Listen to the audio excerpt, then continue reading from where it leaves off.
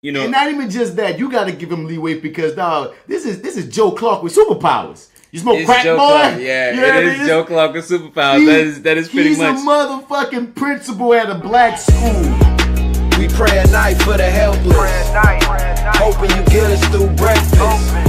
Wishing somebody come save us. Black lightning's back, come to shock the haters.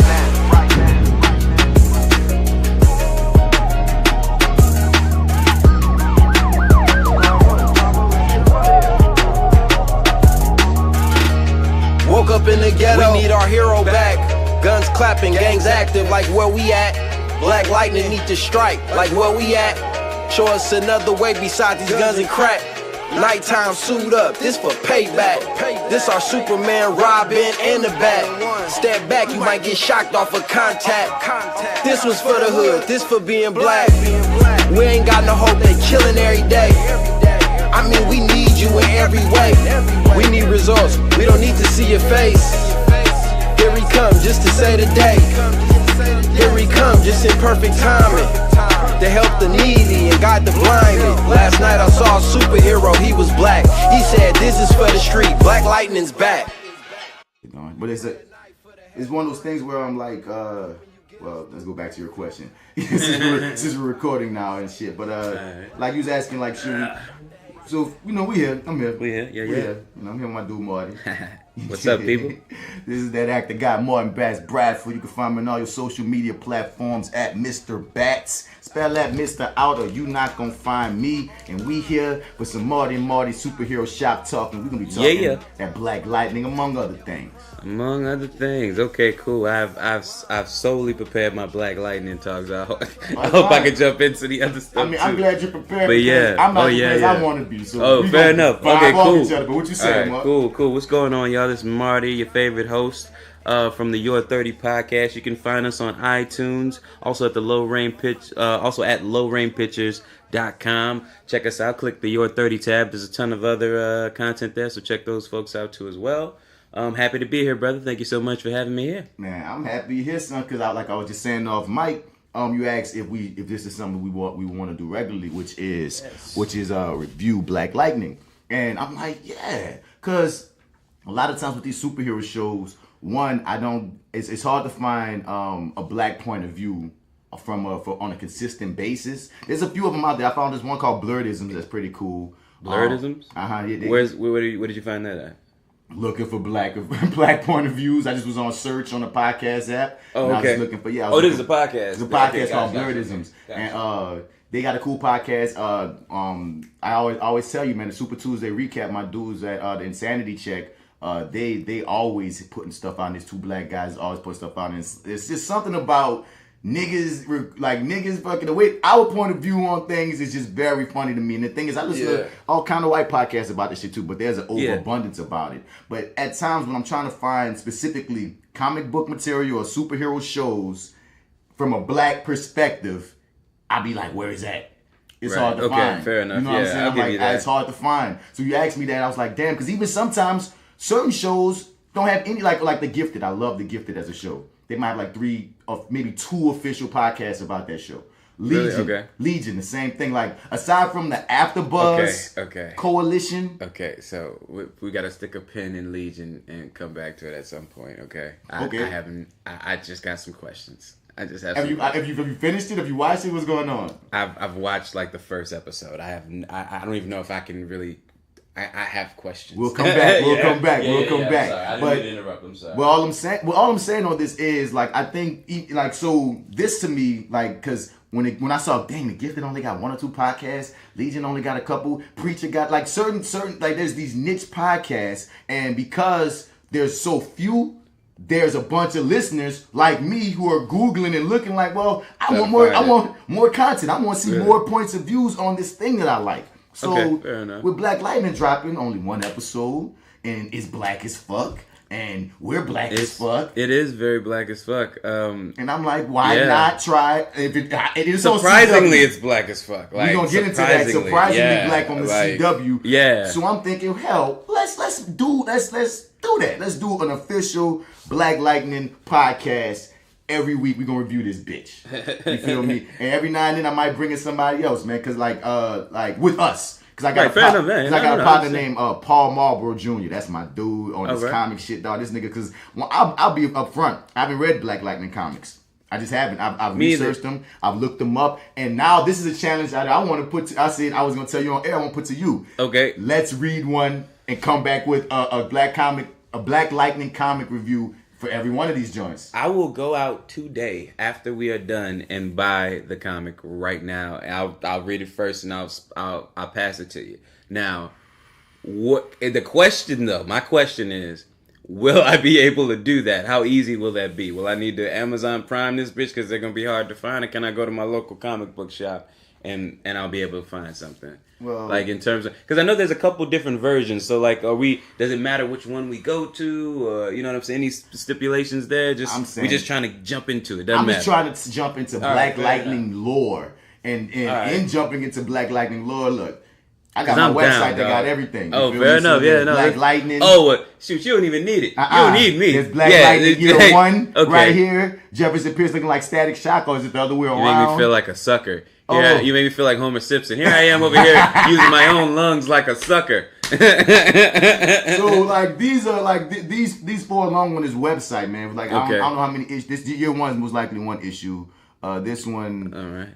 This Black Lightning one right here this one's up to 12. Because from what I'm hearing is DC is about to start a new Black Lightning line as well in conjunction with the show. This one is 13. So if I look at this, okay, because this side right here has a whole bunch of Black Lightning. We got Black Lightning Cold Dead Hands. That's 3 issues.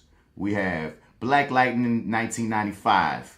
That's 13 issues. So that's 16 right there. We have Black Lightning Year 1. That's most likely 1. Nope, that's 6 more issues. So that's 16 plus 6. What's that? What's that? I'm bad with math. With 16 plus 6. 16 plus 6 is 22. 22. And 22 plus 12. 22 plus 12 of 34. So that's 34 comics up until they got some new shit that we can at least, episode by episode, or even if you read more than one, we can just You're definitely you gotta pass me this shit. Oh no, but I would send this to you right now, son. Pass me that shit. You know what I mean? But like I'll get on it real fast.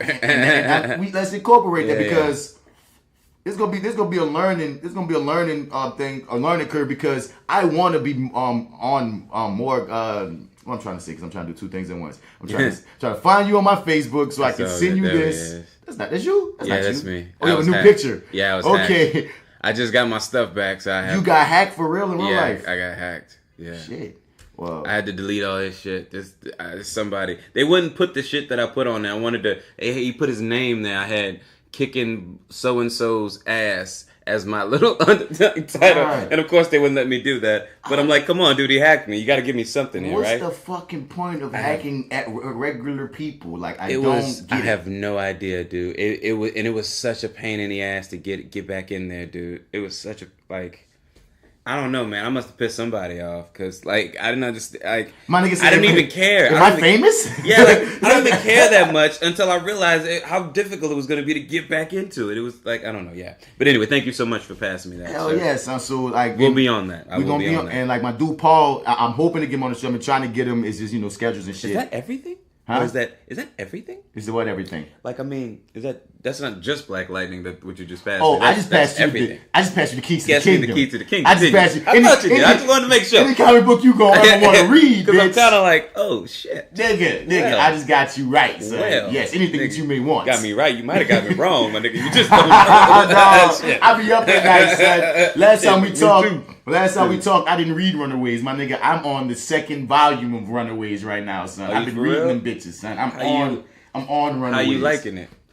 Let's get to Runaways in a second. Okay, fair enough. All right, gotcha. Just to put a bow on this part, like I said, I got a few friends of mine that are into comics. I got a few friends of mine that are just into shows, like they said, superhero shows. And I I might just bring every now and then over the course of this series that we're going to be reviewing, bring them in, see what y'all saying, especially my motherfuckers that are more versed on him than us. Right, okay, cool, yeah. Because my dude Paul, he knows everything about all the black superheroes. Yeah, okay. It's a trip to me. For Black History Month, he'll put out an in-depth breakdown on motherfuckers I never even heard of, and I thought I was woke. I was like, damn, where that nigga come from? What the fuck where he come from? There's one chick that was cast in yeah, we're pot smoking podcast. But anyway, yeah, it's happening. We was one. There's the chick from the actress from She's Gotta Have It just got cast in Captain Marvel, and they're not saying what role she got cast as. Oh, right. Yeah, I did see that. I saw a post about that. My nigga Paul threw up like 1 or 2 people she could be, and I never even heard of either of these black superhero women. And apparently, like the one that he told, I forgot her name that quick. This woman was black, was Captain Marvel before, has superpowers, is a beast ass black female character, and I'm like, damn. I wouldn't have known. And that's why I'm saying, dude, you're doing a public service. You need to do that every February on a more regular basis, letting us know who out here. Because there's people that don't know how old Black Lightning is. Black Lightning ain't no new shit. Black Lightning, an old freaking character. He was supposed, like I often say this, dog. My first, what got me on Batman was the Super Friends and the old Batman show from the 60s. And both of those came out before we were even born. Right. Oh, pause, man. What? What? Man, I was watching Batman with Jay Steele. It was me, Jay Steele, and her son. We was putting her son on like Batman like stuff.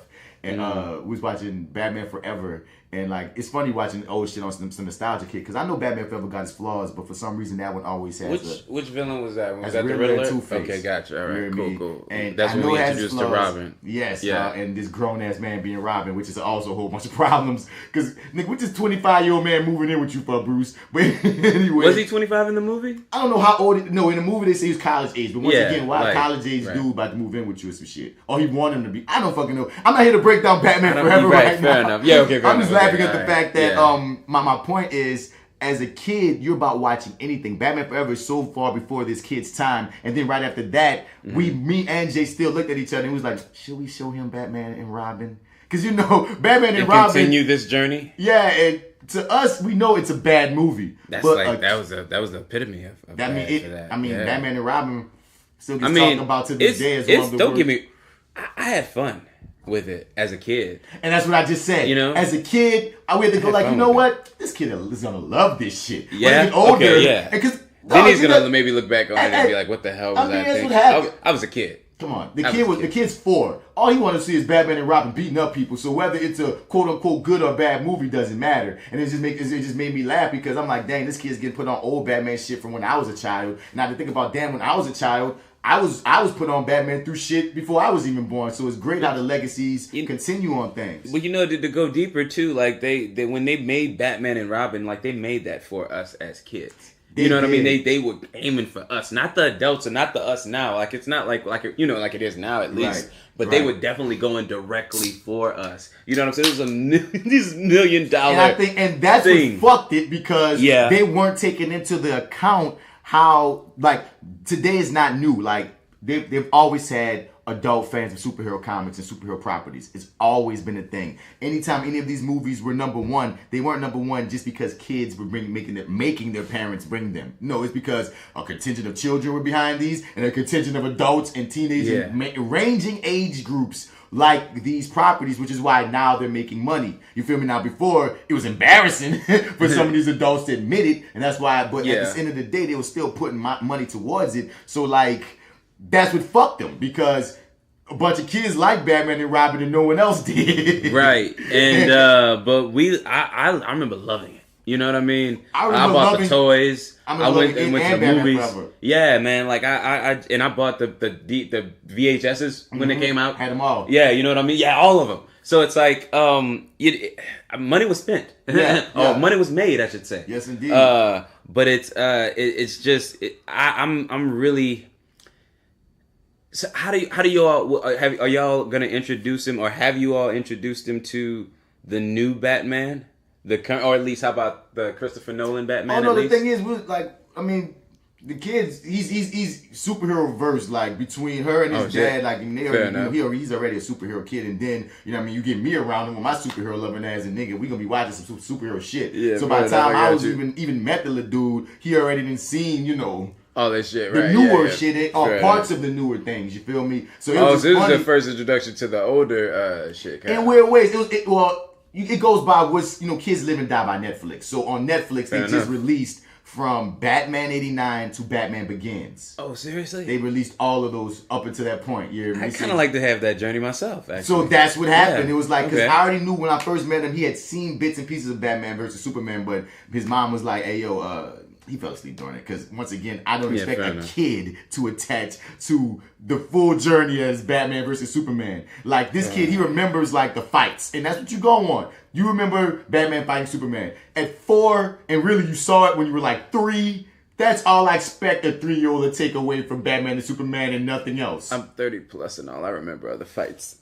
Oh my god. Well, there you go. I remember There other you have fights. it. Oh my god. Oh, I remember the fights. That's all you need to remember, man. So I was saying, He's ahead of the game. So he's had bits and pieces of different Batmans, like, and in certain things he's a kid, so he don't want to see. You did, because Yeah, fair enough. because when you Batman and Batman Returns weren't for kids.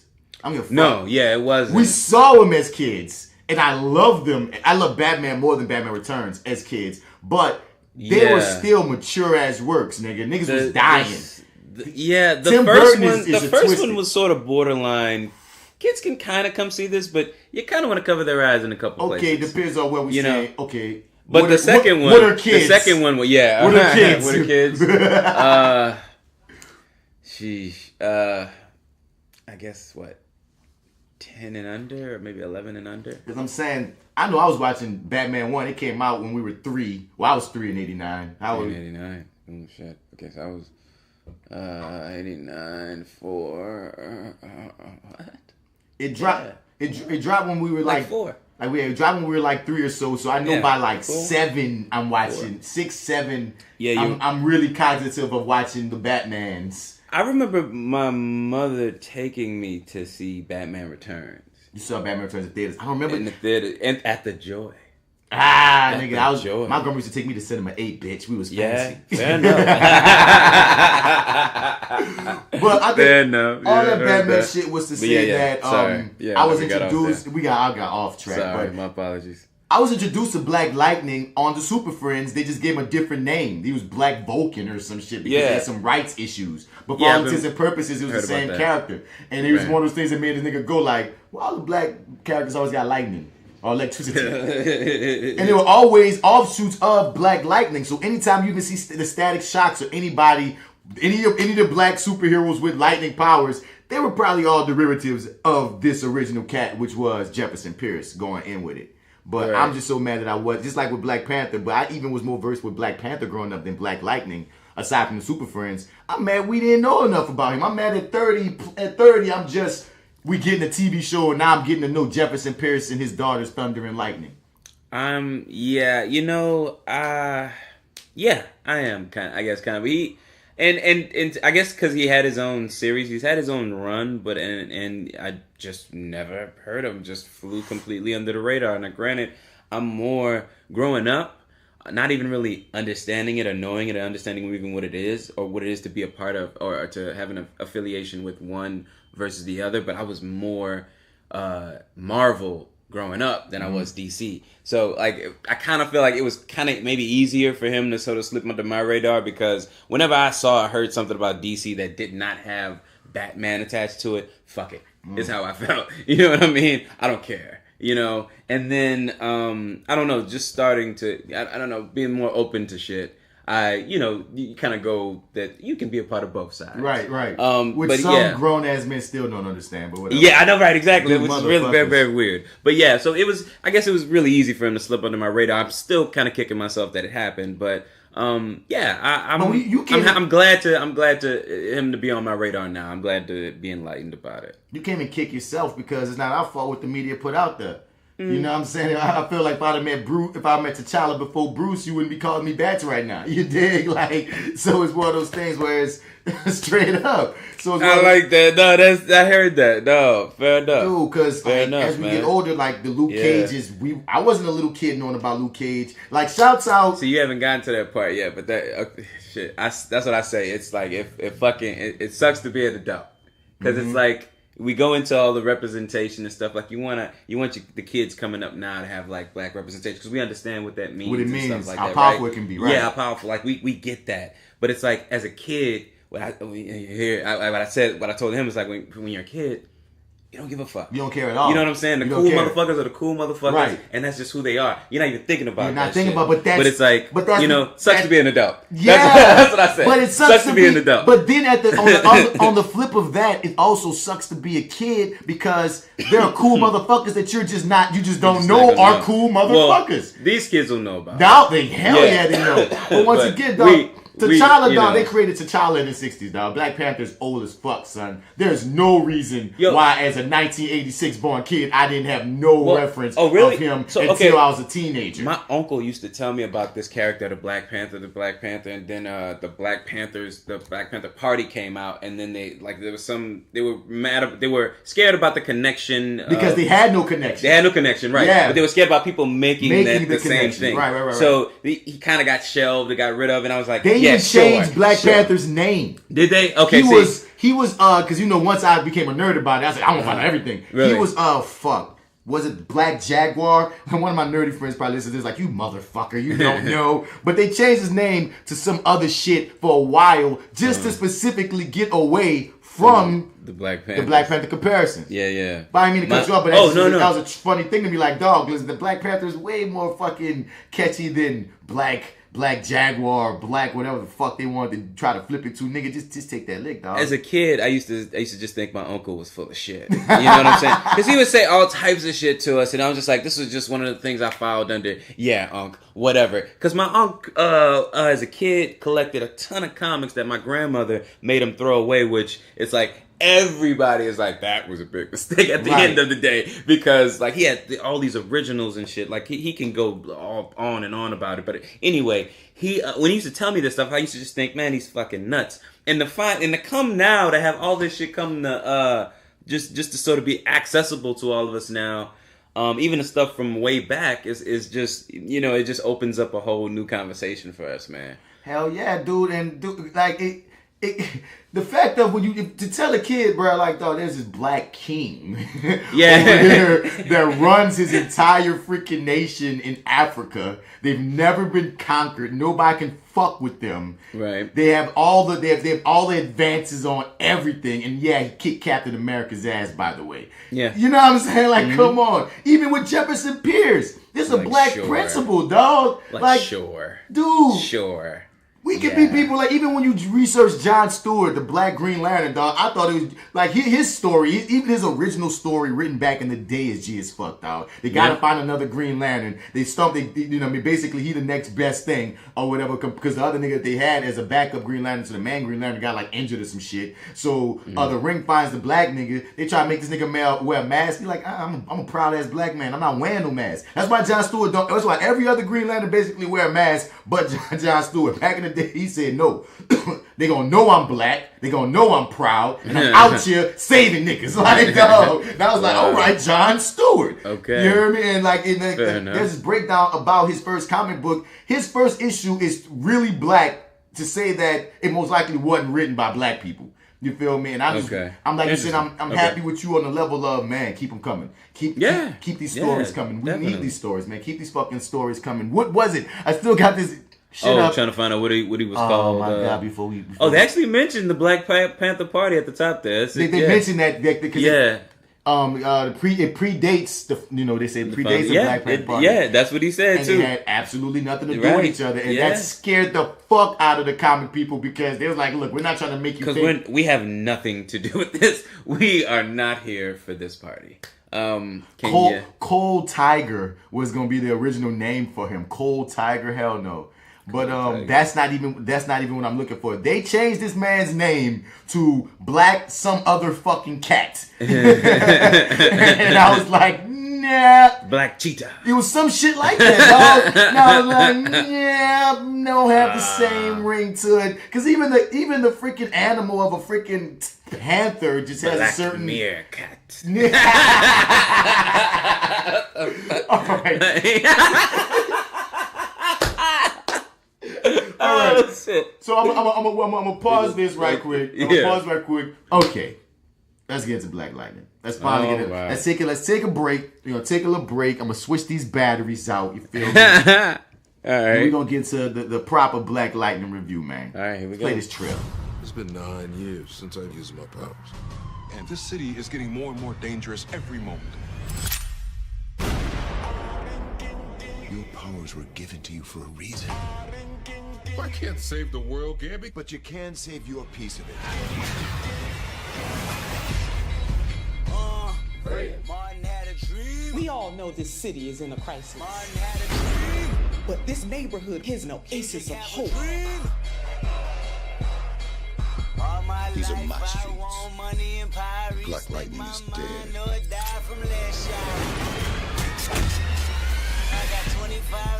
It's time that the people know Black Lightning is back.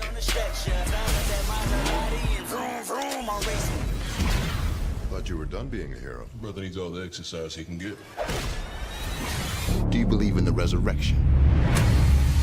The concept itself is beautiful,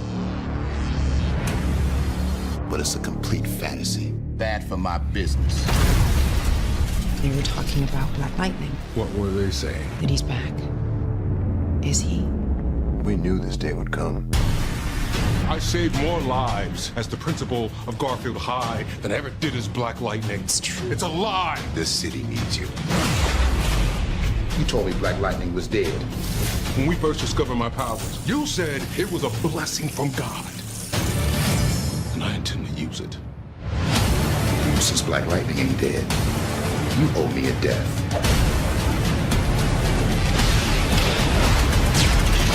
Black Lightning. Series premiere Tuesday, January 16th on the CW. Spoiler alerts all around. We about to break down the official review of Black Lightning episode 1.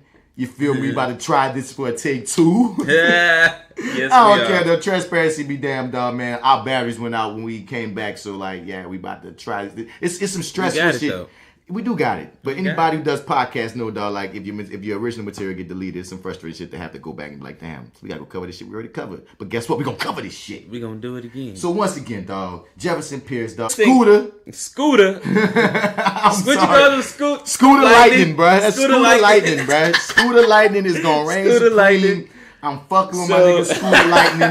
The only thing I don't like is his suit. I can't wait till they do the suit. You know, I watch all. I thought the suit was okay. Like I said before, dog, he Joe Clark with powers, dog. Joe Clark with powers. And before we might as well just say before, as the show starts off, I'm a little nervous, or at least I don't know which way this is gonna lean. Because lean Mara lean on me, bitch. Joe Clark, you smoke crack, boy. I got these powers, boy. You better get right, boy. I remember. So Mara Brock Akil and Salim Akil, the duo behind Girlfriends, the game, and Being Mary Jane.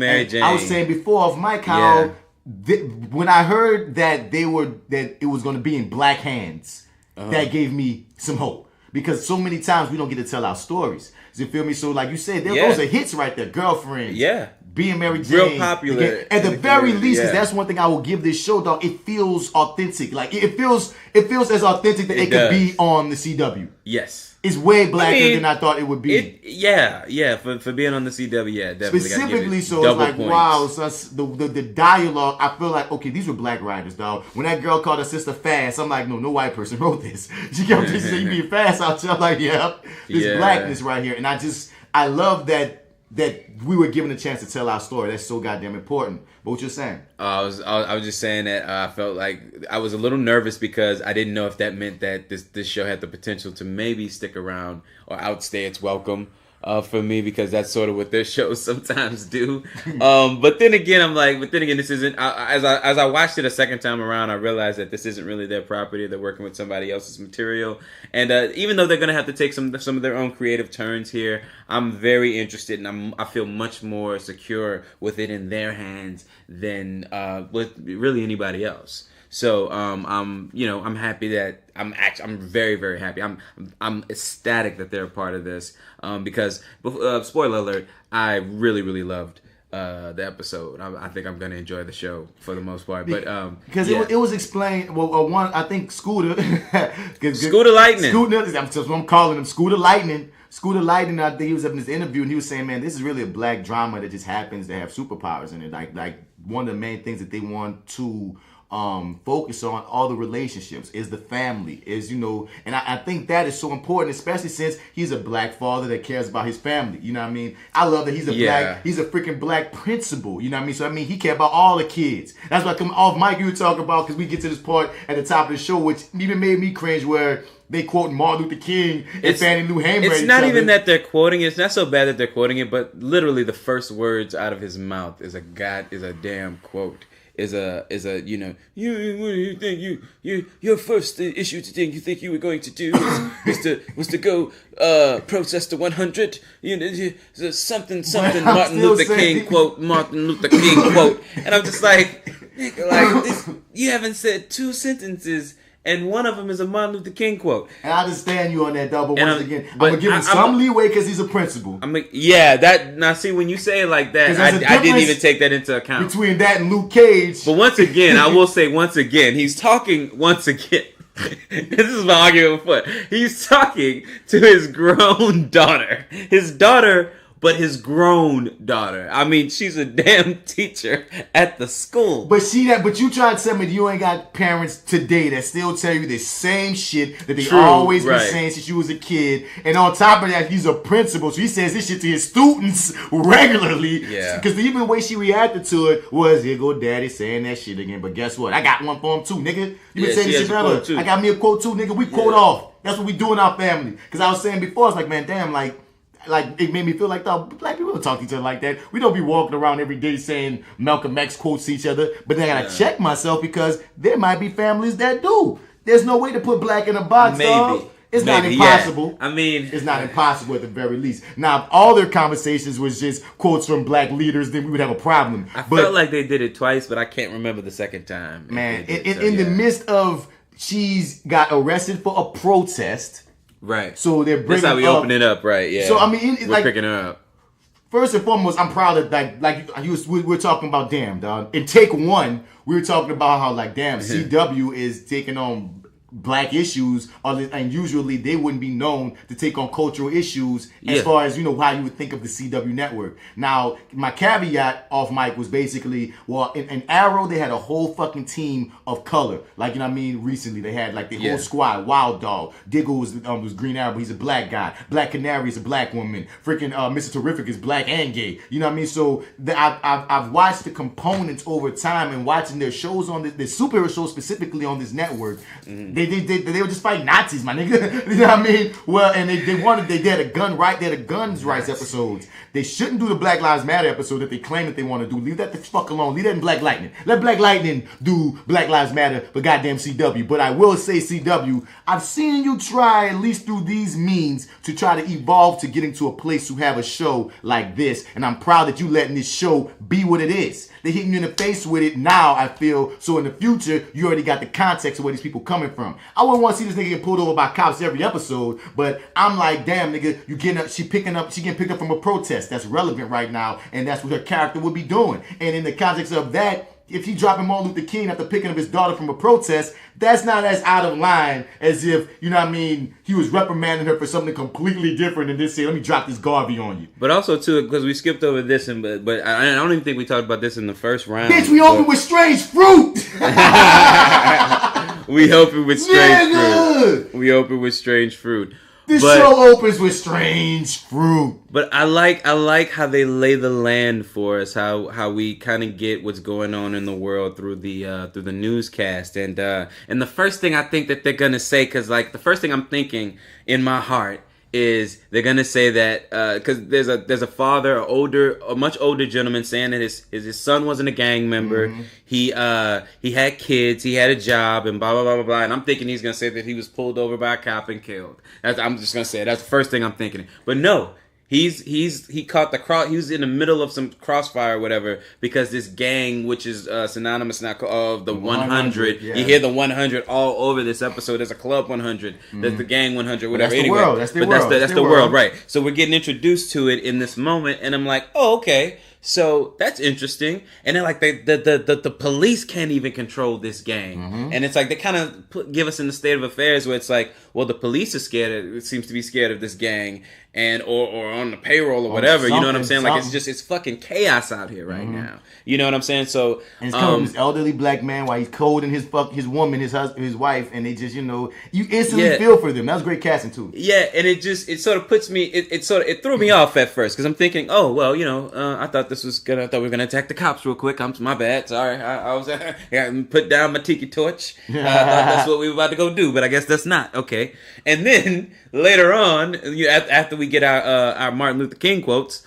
out of our system, he is pulled over by the cops. And I'm gonna say this before we even get into that, because once again, they're throwing you into the world of being a black person, just boom, boom, boom, boom, boom. The news station, the newscasters were all black. You peeped that out? Yeah, they were. Yeah, I did notice that the has been second time black around. as fuck. Yeah, the name of the city is Freeland. There's so much shit going on. Oh, so yeah, another thing I wanted to mention really quickly. So his daughter, she's arrested. They're picking her up because she's arrested for protesting, not the cops, but the gang, the 100. Once again, the gang will keep popping up all over the fucking show. So she's protesting the gang. The gang is a peaceful protest. The gang goes to break the shit up. And where the fuck are the cops? You know where they are? Arresting the protesters. But that's what cops be doing.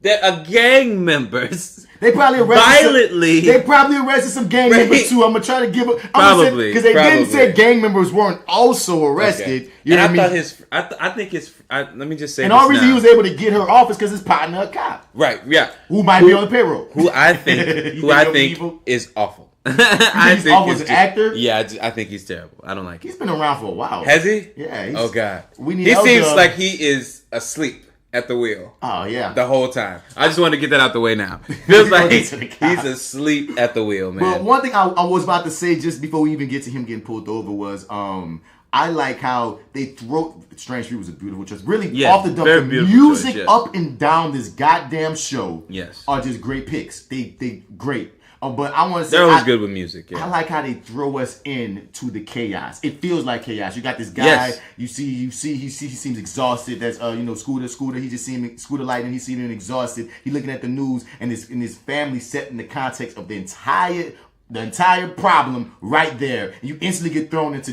that. This is disarray. Like, you know, some other shows you might jump into and you don't get the necessary feel that everything is in such disarray.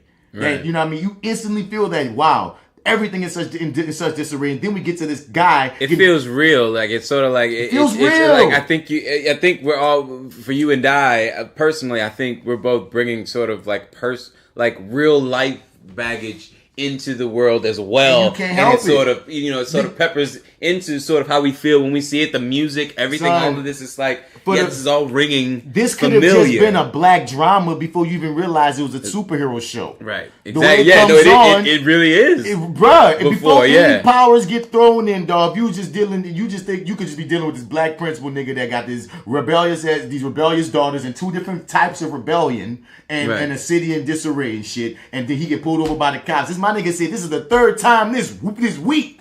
Yeah, so that whole sequence that happens, so like he's pulled out of the car and in the rain and the kids are doing this thing and I'm in a place where when I'm watching this scene I'm sort of, and I guess this is something that you get in a certain age or I guess a certain place in life where you just start, like, I'm actually put into his shoes, like as a father you've got to sort of really control the situation, and you gotta try to control it because the daughter in the backseat is a wild child with a phone trying to jump out the shit. Like she's gonna accidentally get fucking shot. So you've gotta die. You gotta keep this shit calm. You got two different kind of wild childs because you got the one that's like politically with it, and you got the other one. But you got Huey and Riley.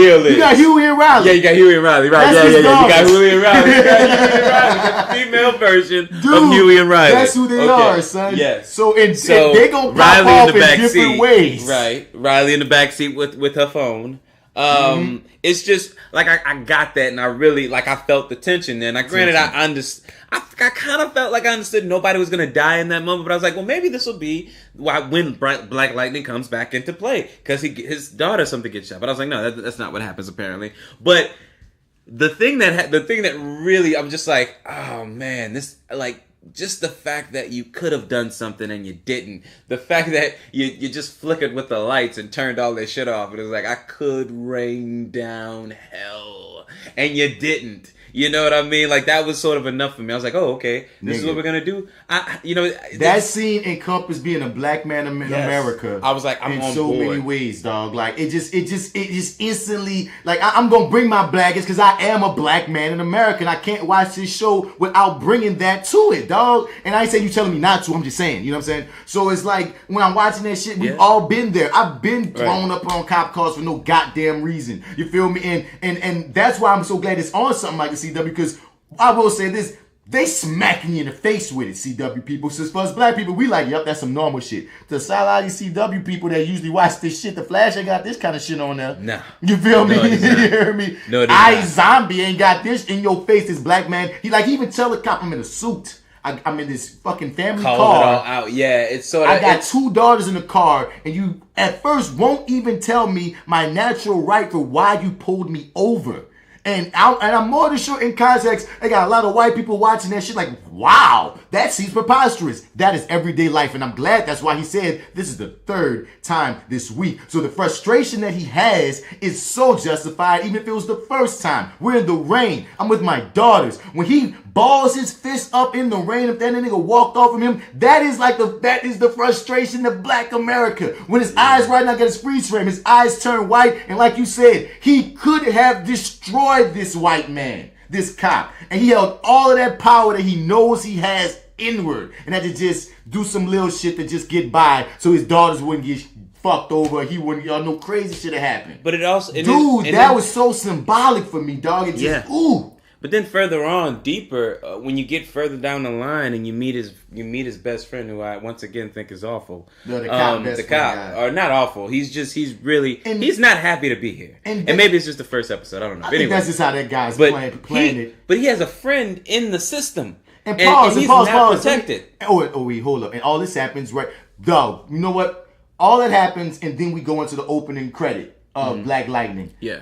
Perfect opening. That was a perfect opening. Hell yeah. That's how you start a show. That's how you start a show. This whole thing is a masterclass in how to start off a series. But I'm just going to say pause, because I don't want to cut you off on your thought of, didn't they say early on that his friend used to battle Black Lightning?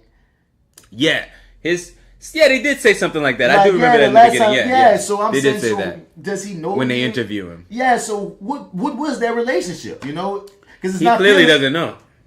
Because it's not feeling like Commissioner Gordon. It's feeling like it was an issue. It seemed like he was like, we don't need you, and maybe they went away. I don't know, or maybe it was something where he always chased him instead of aided him. Mm-hmm. You know what I mean? Like that Commissioner Gordon, like you said, he's the opposite of Commissioner Gordon. Right. You know, but that's your partner. So that's an interesting thing that's gonna come to the play of your best friend is the main cop, and he's not on your side. Yeah, that's gonna at least be interesting if you don't like that nigga. And then he's gonna be mad that you didn't tell. He's probably gonna play the role of like he'll probably protect him if he knew, but he's probably gonna be more pissed that he didn't tell him when he finds out. Of course. That's if he survives once he finds out anyway. Because another thing I like about this show too, there are real stakes here, and we'll get to some of them. Pause for a second.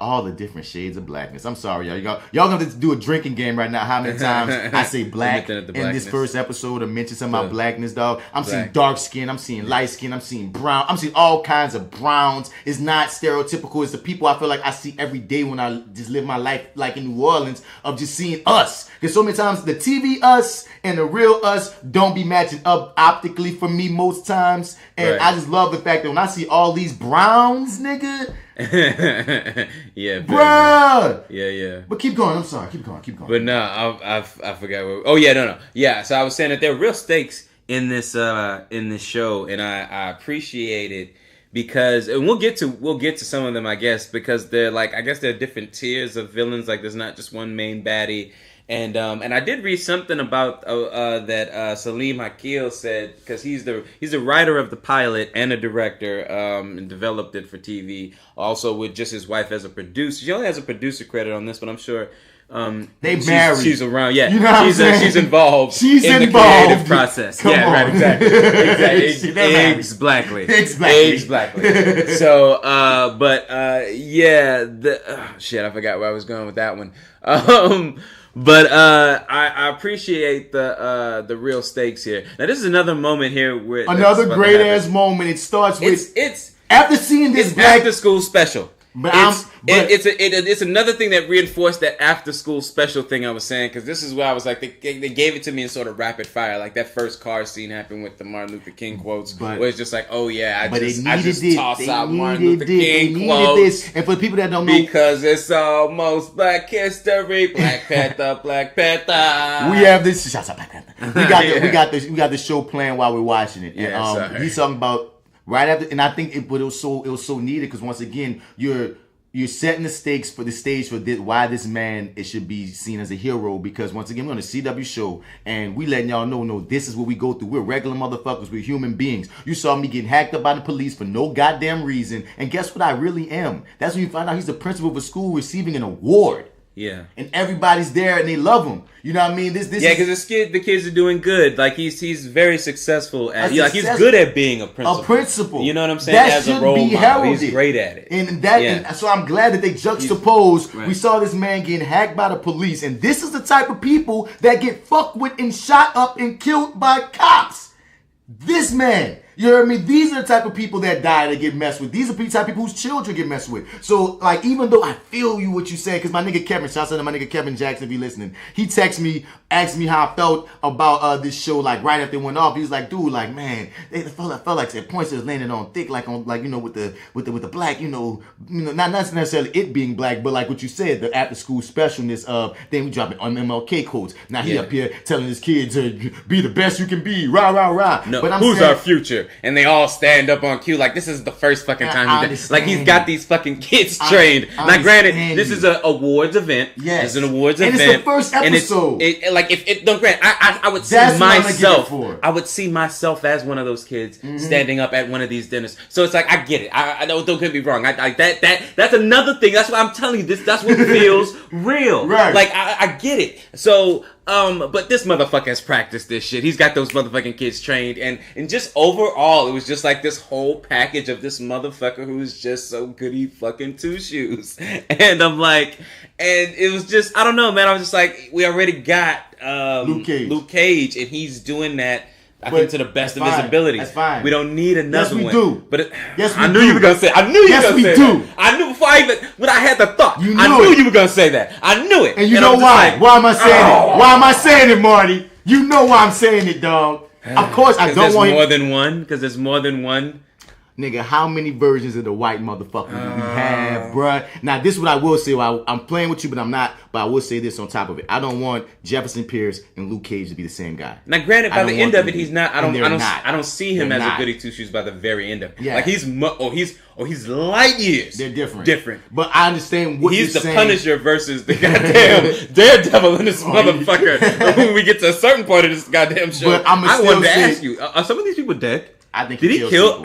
Okay. Oh, he really severely fucks you up. I have a specific question of who did he kill somebody. All right, so and I don't know if you want to wait till we get there. No, we're gonna get there. I mean, because one thing we will say about the CW, Arrow was killing niggas for a while, so they ain't even shy with these superheroes killing niggas.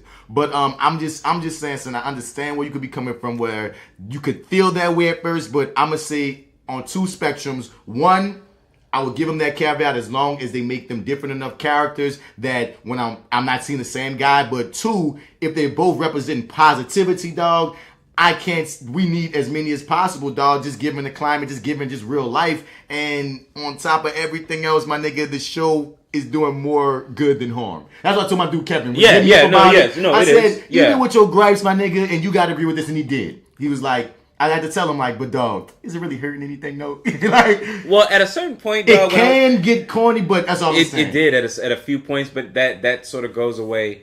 You just kind of go with it at a certain point. But I had to stop writing stuff down because I didn't want to go through the show with a fine-tooth comb like that. Because then it would have started to sound like I didn't enjoy it.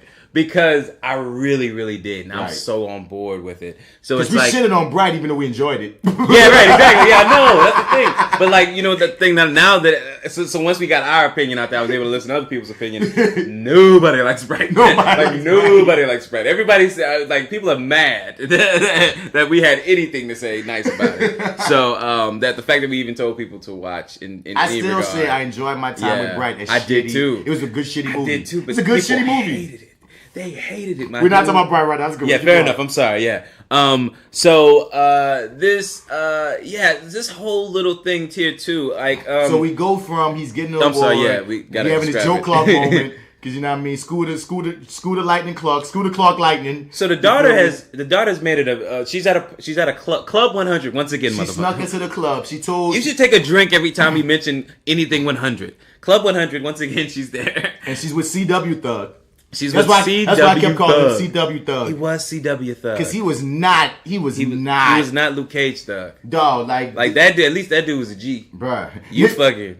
Or even the dude that pulled the fucking gun on Luke Cage, and Luke Cage was like, "How dare you? You called me a nigga right across the street from George Jefferson University and shit. You gonna just call me a Marcus nigga?" Garvey. And then that boy cocked that gun and said, "Yeah, nigga." But no. I see a dead nigga if you don't move. He said it again, Luke. What you gonna do? He said, but this little dude, this CW Thug nigga, dog. I was like, bruh, I just don't. I'm gonna ride with you because they make me ride with your dog, but I just don't believe you that dude that's in this game. The most realistic portrayal of him when he got punked later. When he got punked in front of his girl and when he got his ass. Oh, yeah. As a matter of fact, dog, maybe he was supposed to be like a fake thug with all the times I could think about him getting punked.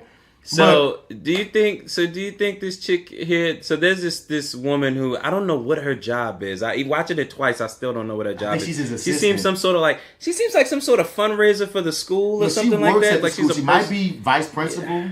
Okay, is that what it is? I know they work at the school together. Yeah, maybe that's what it is. Yeah, they do. I get that. Yeah, she has an office that's pretty close to his from what it looks like geographically. His ex-wife is gorgeous. She is very gorgeous, yeah. And I love that they're showing a divorced couple that get along. That's a departure. Well, when we get to why they're divorced, it makes a little bit more sense. Because like I was a little put off by how he was like he's really trying to go at her neck and It's been years though, dog. They've been divorced for like 8 years. And I don't know. I got to be careful how I say my words nowadays. But like going at her neck in the most gentleman-like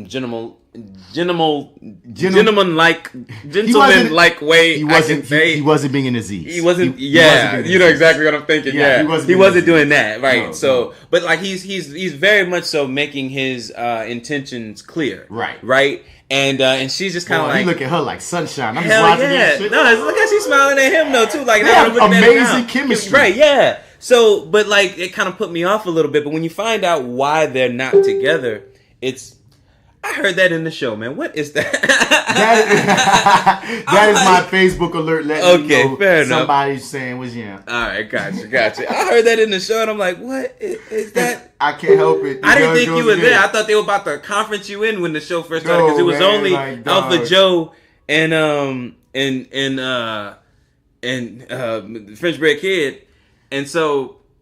Anyway, doesn't matter. My Facebook yeah. be going, dog. But keep fair going, enough, son. yeah. So, what were we talking about? Oh, yeah, the chemistry and stuff. Chemistry yeah, right. between the divorced couple. And it just kind of threw me off a little bit. You find out why, and I get it. Mm-hmm. You know what I'm saying? It all starts to make perfect sense, and you start to root for them. And like when he makes that whole impassioned speech later on, when it's like, look, man, I have the glimpse of putting my family back together, and Black Lightning won't fucking get in the way of that shit. Like.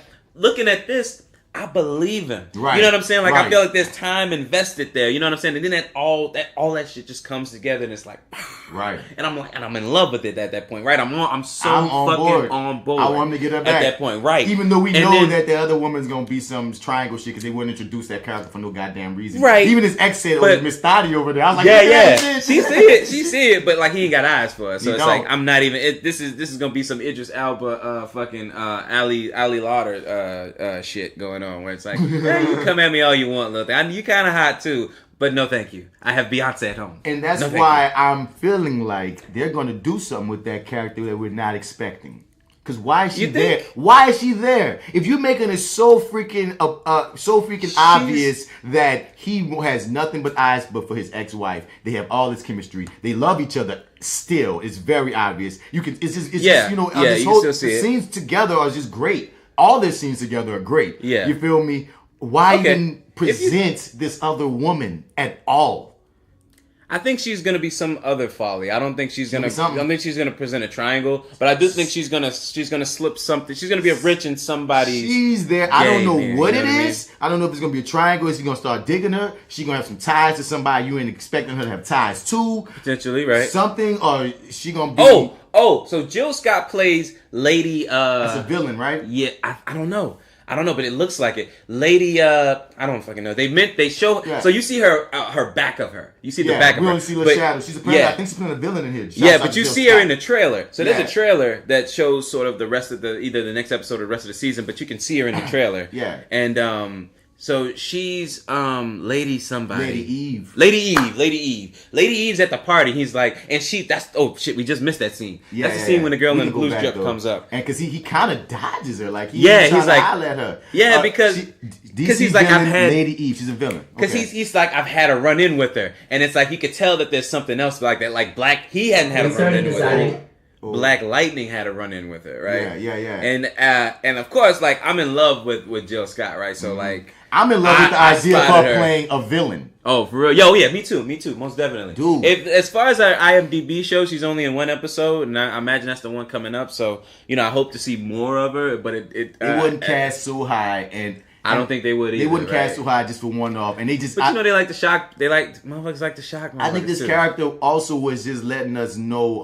I think they were just letting us know. His villains, like he's got, like he's gonna be have to deal with all these people between Lala, between Tobias who as his presence. We're gonna get to him when he shows himself, but this albino motherfucker instantly made me believe his ass. I'm like, and I I know Lady Eve. You don't want to call that's villains. Yeah, I was good. Okay, yeah. So what I read about Salim Akil was that he said that they didn't want to do a week to week villain sort of villain of the week kind of thing. And that's become a thing, a trope on a lot of CW shows. And it's just like having one central villain through the whole thing. I kind of, or a couple actually is what it looked like. It kind of seems like they're gonna juggle in terms of priority. Or sometimes they might let us know if somebody might not be picked back up until much later. Yeah. But they's letting us know, look, they're in this world now. Because sometimes it's weird when you watch these shows and this big time gangster that's the big boss of season 2. They say, I've been here for years, and you're like, wait, they didn't even mention you. We didn't know you. You were so big and bad and nobody even mentioned you before? But you know what I love about them too is like they know that we're nerds and that they know that like we're gonna appreciate this shit too. Like we're gonna appreciate these comic book nods as well. They didn't just make a black show, but they also gave us fucking breadcrumbs here and there, which I like. Keeping it I don't authentic. know. It's like, not to say that I thought that they couldn't do it. I'm hella fucking impressed. I'm so impressed because I'm not gonna lie. When they first announced a Black Lightning show, I wasn't that excited because it just felt like, because they have so many superhero shows. I was like, y'all just trying to get you a black show, and I was like, I didn't think that they would. I didn't think it was gonna be black. I thought it was gonna be some little bullshit. And then Black Lightning, I'm not as well versed with Black Lightning either, so it wasn't somebody that I was like, oh yeah, Black Lightning. If anything, I started getting hyped about it because he was black, only because he was black.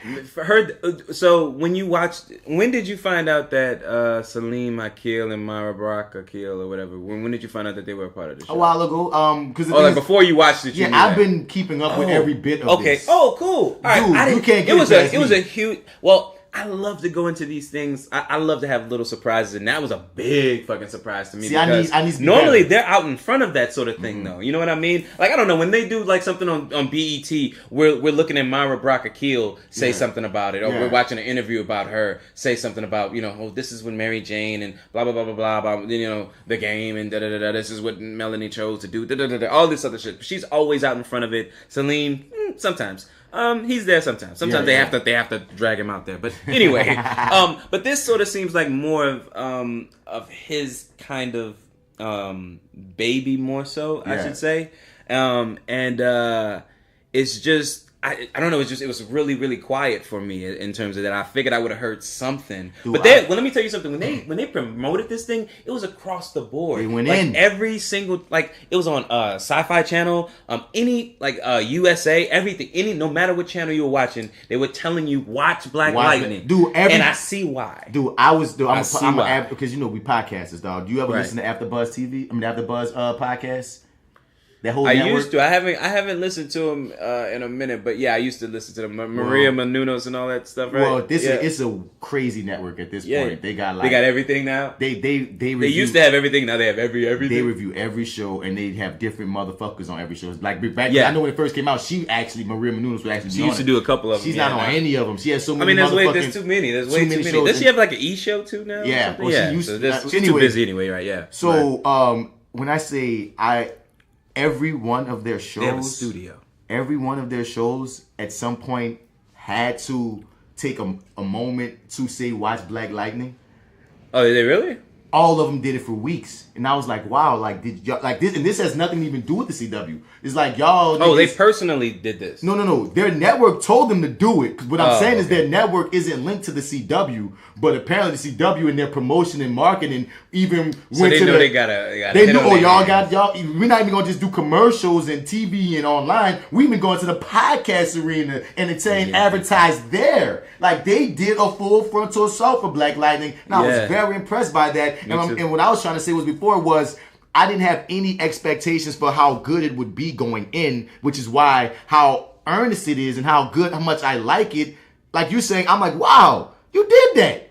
Like you did, because Black Panther, I'm expecting greatness. Right. Oh man. And I didn't go into this expecting greatness. I went into this just really hoping for greatness. I was hoping just for I was hoping for a Flash I was hoping it was going to be good. Show. I was hoping it was going to be good. That's all I was hoping for. Me I was too. expecting it. I was hoping it. Black Panther, I'm expecting and hoping, but I know it. It's like something in my soul. No, Black Panther, I'm going in with the highest of hopes, and I know they will be met. I don't give a fuck. I know they'll be met. And this is great. So as we move forward on this show, we got So we haven't mentioned yet, but the little darling we first met in I guess I want to say it was a Tyler Perry show, right? Oh, she was in the Tyler Perry movie. She was on one of them Tyler Perry joints. First it was Daddy's Little Girl, the movie, and then the House of Pain and show. And her sister's on what you call it, right? What's her sister on? Her sister. All three of them, Max. There's like three of them. Her sister's on Empire, right? Her sister's on Empire? Isn't that the one with Drake? Is that her sister? Ain't that her sister? Yeah, she's no longer. I don't think she's on the show anymore. At least currently, if we haven't seen her in a minute. That was the one. But yeah, she was. I used to watch. She was. Yeah. That was the dark skinned, gorgeous girl with that cassette that took Dre's heart, right? Yep. That was her sister, right? Yeah. Get that money, girls. Hell yeah. But keep going, though, because now she's on this, and I love her spunk. She's on this, and she's grown now. Yeah, and it's like, oh, okay, cool. And I dig her spunk too.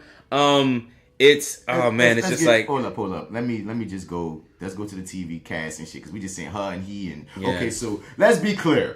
Cress Williams plays Jefferson Pierce, but we gonna keep calling my nigga Scooter for my living single Scooter fans. Lightning. I don't give a goddamn. Scooter Lightning. All right, so we're currently talking about Anissa.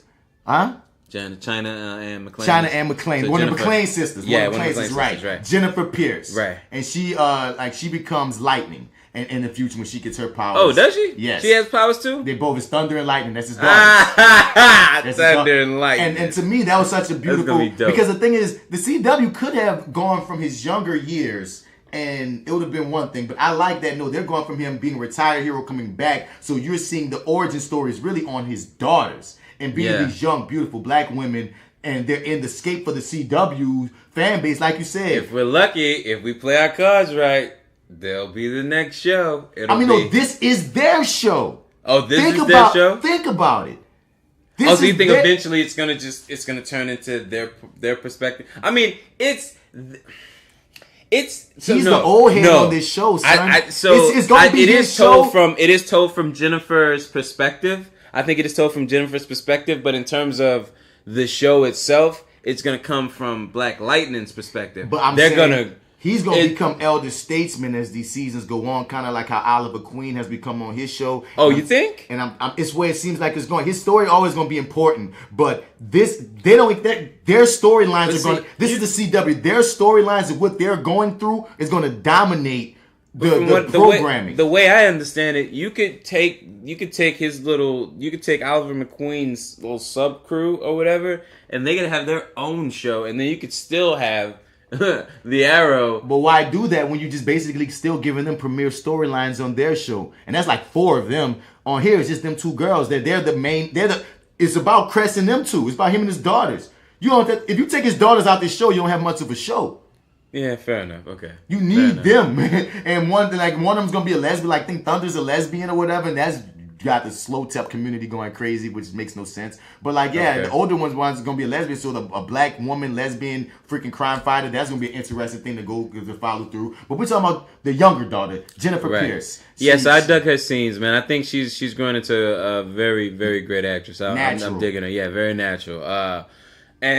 So this is the point where we kind of learn there are some stakes here. So she's talking to this guy at a party. She kind of CW Thug is what we're going to call him. CW Thug, yeah. She's talking to CW Thug at the party. He apparently owes somebody some money, and their friends come and kind of box them in. It's very it's awkward, but aggressively awkward. I don't know if that's really the phrase for it, but there's probably a better one anyway. Nah, man, this dude grabbed that girl to go to the back because and what's screwed up is she just met this nigga. CW She's just in the wrong place at the wrong time. And she tried to get away. She said, "Look, I'm gonna let y'all talk." And they still kept her there for whatever reason. In this world, if you're talking to somebody who owes somebody some fucking money, you owe them money too. So it's like, okay, there's some real stakes in this world. When I say there's stakes, nigga, if I say hello to you, clearly we got a blood pact now. Shit, we got to kill somebody. They took them both to the back room. I mean, shit. And one thing I do like about his daughters, you can see that he provided a great life for them, but they are not green. They aren't green. Yeah, no, they aren't green. But she still gets herself in a situation that, had it not been for him, it would have turned out very fucking ugly. She was being young. You know what I mean? Like, she was fair enough. She was being more young to me, like, than... Very young and very fucking dumb. Yeah, because what I'm saying is, when I say green is, I feel like when them thug niggas came to talk to CW Thug, she peeped, no, this is a situation I need to remove myself from. She tried. She in the gang club, nigga. That's being young. That's being young to me. That was a poor decision. The dumb part. Yeah. But that's dumb. I'm gonna give to being young and trying to be down. And you can say it's a level of greenness, but to me, you green when you just clueless. I'm in this club. I don't know what to do. I know she knew she get herself into. She just should not be getting herself into it. You know what I mean? She knew she was wrong. She knew she's sneaking into a gang club. She smoking the weed. She know what you know what I mean? She being rebellious. She being a rebellious young girl. It's bad decision. We can say from being 30-year-old niggas, dog. But you know what I mean? It was still a realistic thing. I can't call her. Oh, yeah. No. I'm not going to call her green. I'm liking that these are smart girls. He has smart daughters.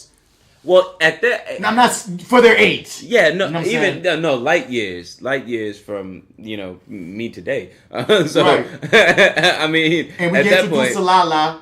And that's not a gangster name, but whatever. Latavius is his real name. Yeah, we get introduced to him, so there's some real stakes. I like him. He kind of CW slaps around. Like this feels like I can't help but to reference Luke Cage, but this is sort of the CW version of Cottonmouth. Oh! It felt like, you know what I'm saying? Because spoiler alert for y'all. So that makes Tobias Well your boy Diamondback then? Yeah.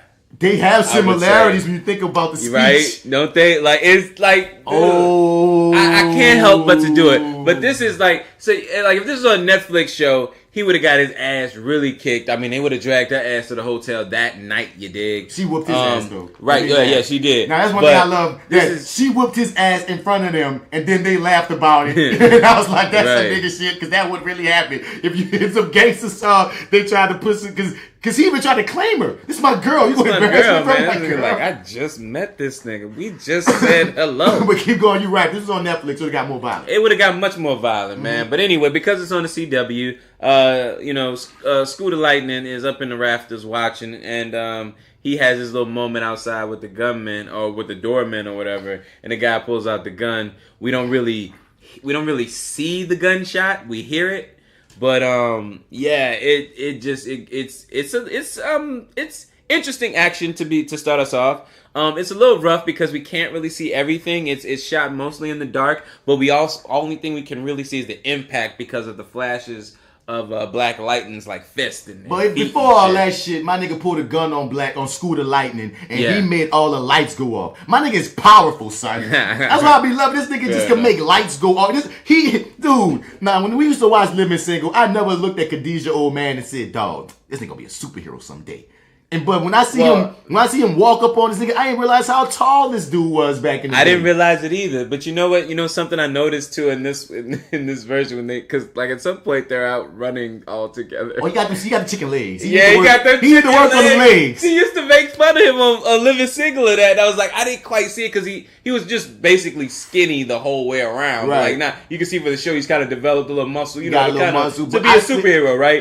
But his legs, he couldn't do nothing about them legs. Dude, but when that nigga pulled that gun out on this nigga, my man's, he made the perfect gangster look. He sized that nigga up like a G dog. He looked at him and tried then to do this the right way. Right, and then the lights go off, son. Oh yeah, dog. It just was like, dog, I never thought that Joe Clark could be so damn G. Right. Now when I look at my principal, Joe Clark had him a little fun back in the day. You know what I'm saying? He got a little workout or two in. You know, I shouldn't be surprised because you know Joe Clark. Now because when your boy was smoking crack, he gave him some crack. You want to smoke it? Go ahead and smoke it. Oh no, you said you want to kill yourself? Go jump. Go ahead and jump. Go ahead on jump. So, but like as we get into this scene, killing your brain cells, son. Killing your brain cells. A lot of the scene was shot in the dark. We seen, but once again, budgetary reasons. We're on the CW, but my nigga Scooter got hands. I mean, dog. still great. Scooter hit him with the I thought lightning fist, baby. Still great. Also, man, then these niggas are firing into the crowd. They can't even see what the hell they firing at. And the thing that was weird to me, or the thing that I didn't realize, I think until this point, really was his daughters. Are they dead? Wait, pause. Maybe. But his daughters don't know that he's Black Lightning. Those are my questions throughout this entire show. It wasn't this to this point that I realized his daughters didn't know he's Black Lightning. Oh, but so at the end of it, do you think they know? What end? You mean when no girl found out she got powers? No. I mean when that nigga shows up as Black Lightning, only thing he's changed is his voice. The only thing covered is this. And that was an issue. They are right the fuck here in his face. They look him dead in his motherfucking beady ass. Whatever that shit was. When we get to that point, I'm at Spider-Man eyes. But they what they said? They fucking said, "Let's go." They run. You know what I'm saying? they didn't give no acknowledgement that hey, it's dad, and that's what I'm saying. And then he shows up later at the house, and then they don't say, "Oh hey, we gonna get to dad." But we saying it now. That's what I'm saying. Like dog, like so, that's a trippy thing. That damn. Would you hide that from your kids that you were a superhero? But technically, I think you got. But technically, that ruined the marriage. He was a vigilante, right? He wasn't. To us watching it as viewers, he's a superhero. But no, in their world, but you can't have your kid like you can't. I don't know. Like I'm gonna be honest with you, I don't think you could trust like kids at least at their age. Well, when he was Black Lightning before he kind of hung everything up, I don't think you could trust kids at that age with that sort of information. But at some point, I would just think he would have told them. Cause maybe now, if he wanted to, I think he could now. Because like spoiler alert, but it ain't no spoiler alert. You didn't watch this episode already. His daughter has powers, and she finds out at the end of this episode. And she's got to tell them at some point. You being a powered being, you don't think that you could have powered children? Like I feel like you should be keeping a freaking eye on that. Like. Well, we don't even really get into like sort of where his powers originated from, like how he got them and stuff like that. Yeah, if you got them, I mean, I'm always thinking in the back of my mind, my kids might have something, son. But I'm gonna say this, dog. We doing that Clark Kent magic, dog. It's a trip to me that mask should not make you not know your daddy. Yeah, it's like at that point, I'm just kind of like, I think that's strange. Whatever. You got to give it to this. This is the thing. We'll go with it. Whatever. We'll go with it. On Insanity, on the Super Tuesday podcast with Chris and D Palm. That's another podcast y'all can subscribe to that get into nerd shit a lot. They talked about how the Lex Luthor effect, like there was in this one comic book when even Clark told him I'm Superman, but Lex Luthor wouldn't believe it because he felt like, why would somebody with such power just be a mere normal ass nigga? Writer. Why would you make yourself such a scrub? Yeah. I wouldn't believe that would even be possible. So it goes to show. Wear glasses, man. Right, and it goes to like a lot of people will look over Superman as Clark Kent because they wouldn't even in their mind think he could be. So maybe it's the level of I think my dad's such a square. He ain't this nigga. You know what I mean? Yeah. I guess they're given to that plausibility, but still on the regular notion of if I saw my mama put a mask on, I know that's my mama. But, you know, once again, we got to give him right. that. So he leaves the club after rescuing his daughter and killing all these niggas because I'm going to say, you know what? Nope. I'm going to say guilty. I'm going to say innocent. I'm going to say innocent until proven guilty. They just hurt and electrocuted. They was kind of I think the cops were alive, yeah. Surprisingly, I think the cops lived. Now, this was my Because he said later on, he said they were attacked. He attacked two of our No, not the cops. officers. I mean the niggas inside that you asked me if they were dead. Them? I think they did. I think they just hurt. I think they did. I think they gonna die. I think they did. Now, like, if old boy at the end is dead, or at least if that boy that kidnaps the daughters, if he's dead, then they dead right now. Now, this scene when he walks out of rescuing his daughter and these cops try to tase him with electricity, which is was hilarious. This was one of I was so on board. This made me ultra on board. When this nigga electrocuted the cops because they pulled him over. No, fuck that. No. Give me a couple minutes. Give him a couple seconds. Give him a couple seconds. Then he lights. That's when he lights the cop car on fire. That's after electrocuting the fucking cops. And then he walks off. And what music is playing? Hold up. Some music is playing. Hold up. That's like an original song, Black Lightning is back. Oh my God. And he walks off, leaving that shit just in. Oh my God. He said, I'm not dealing with this cop shit. Oh, my, like if we want to talk about T'Challa being an African king in power, and that just empowers black people. If we want to talk about Luke Cage just always walking the straight and narrow no matter what, and that empowers black people. When I see this nigga who was just fucked with unfairly by cops get pulled over, shocked, which means it's like the equivalent of that comic book that they were working on where black people were getting powers after being killed by police. You heard about that? No. Which was this? This was a Marvel comic? It was an indie comic that was supposed to be getting put together. I gotta look up on it, but it was a trip to me. But that's what it felt like. Because if we take the tasers out of this, the metaphor of this is this nigga would have got gunned down by them niggas in that alleyway if he wasn't Black Panther. Because your average cops like that don't got no goddamn. Lightning. Yeah, like if this was real life, if we take the fantasy out of it, this is two cops caught this nigga in the side by himself unarmed and they shot him.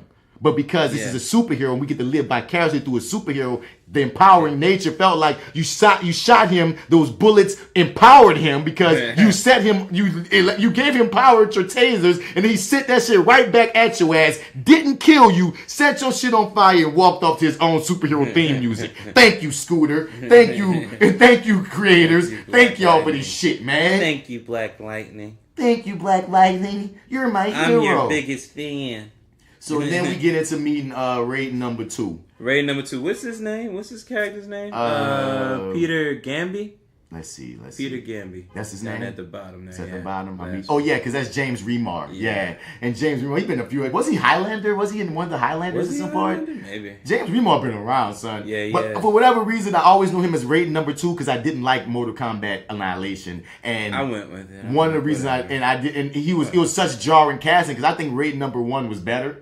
Oh, hell yeah. Of course. He swagged. So when raid number 2, Raiden's whole arc on Mortal Kombat Annihilation bothered me, dog. Like Raiden, his arc I hated it. So whenever I would see this actor in other things, I would enjoy him in those things and think, why did you ruin my Raiden? And you were usually so good in everything else. They wanted to go a different way with Raiden. Oh, I hated his Raiden. The director's like, listen, and they don't like what that other guy did with his stupid laugh. No. We don't want none of that shit. We want an emotional Raiden. Y'all fucked up by getting white Raiden anyway. Raiden's supposed to be Asian. Raiden was supposed to be Asian. That was wrong. Oh, hell yeah. But that was wrong from the dump. But then James Remar is just... That whole movie was wrong. Yeah, it was. I loved it, though. Yeah, it was. Come on, we're kids. Nostalgia be damned. But I'm going to just say, James Remar, my nigga, is white as white can come, son. You can't go tell me he's some ancient Asian-ass nigga. And then he was like a whiny-ass arc for him getting his ass whooped by a whack-ass Shao Kahn that was also miscast. It was just problems. But raid number 2 was basically his Alfred, it seems like it's going to be. And he was a father figure for him, a mentor for him, and he's a nigga who gonna make his costume. He's telling him, nigga, the world need Black Lightning. And he you said, no. So we got a black Batman and a white Lucius Fox. Basically. that is what's happening here. That's what we got right here. We got a little reverse thing going on now. What's going on? We skirted over the scene with the 2 girls. So she comes back to the house now. She's acting all cool, like. Never come back there. mean? I'm not dad. I'm not you, and I'm not the Queen of Garfield. This is not about dad or me. She's okay. Well, she's about to say, basically, So she comes back into the house now. And she is Jennifer. Jennifer Pierce comes back, and her big sister Anissa is mad because she snuck into the Hundreds Club and almost got herself fucked over. Yeah, she lied to her, so she gave her permission to go to a house party. Instead, she goes to Club 100. Take that shot, and now she's mad. She's mad because it ended up with gunfire and whatnot, and now she's acting like it was nothing. So I love their sisters. I believe that they're sisters because it's so funny how she be calling her Harriet Tubman and Rosa Parks and shit, and it's just so hilarious. But apparently Jennifer having a little bit of identity crisis, dog. With your dad. Have you seen her in anything else before? Anissa, the one playing Anissa. This is Nefessa Williams. I don't know Nefessa Williams. I've never seen just her by looking at her. Yeah, no. But she has a wiki, so her credits include Streets, One Life to Live, Bold and the Beautiful, The Dirty 30, Brotherly Love, Real Husbands of Hollywood, Survivor's Remorse, Restore. It's not. I don't watch any of these things. Survivor's Remorse. I don't. Burning Sands, Twin Peaks. She's gonna be in Tales. I don't watch any of these things. So basically, this is putting her on. Yeah. Okay. This is putting her on, and I like. I figured this would be like, hey, she's gonna be primary in this. I mean, I imagine this is. She getting her powers first. Bread and butter, Thunder, go ahead and rock them, Thunder, because like in the comic books, from what I've read up on, is basically Lightning has basically the powers like her dad. Okay. You feel me? Like, what does Thunder have? She's strong. She's powerful. She can break shit. She's Thunder. She can cause booms like sound waves and shit. She can break the earth. You feel me? Right. She can stump her fucking feet and shit goes down literally. The thing that kind of she comes with that power. Right. I think we kind of skipped over this too. So the Lala decides that Jennifer is gonna work as a prostitute at a motel. Yeah. Damn, CW. Against her will. Just because she's talking to the CW thug that she just met. Yeah, just because she spoke to him. Once again, that blood pact, I tell you, something else in this world, boy. I tell you, talk to somebody, you better know what the fuck is up. But anyway, that we skipped over that. No nigga should ever be in Freeland, that's the name of this city, and be hollering and be mad about catcallers not getting women not talking to them on the street. Because if this what happens in Freeland, if you talk to a nigga, now you gotta be a hooker, then I wouldn't talk to that nigga talk to me ever. Yeah, I just ignore motherfuckers. But what you saying, my dude? But yeah, so This is another thing we talk about, those real stakes, because this guy sort of shows up again. So they get real angry and mad and have this fight or whatever. But then this kid shows. Well, I don't know. Did you have anything else you wanted to say as in terms of the scene that comes after? They call you at school. All right. So all I was talking about how the sisters having a dichotomy of basically the younger one, Jennifer. She's mad because being the daughter of the principal.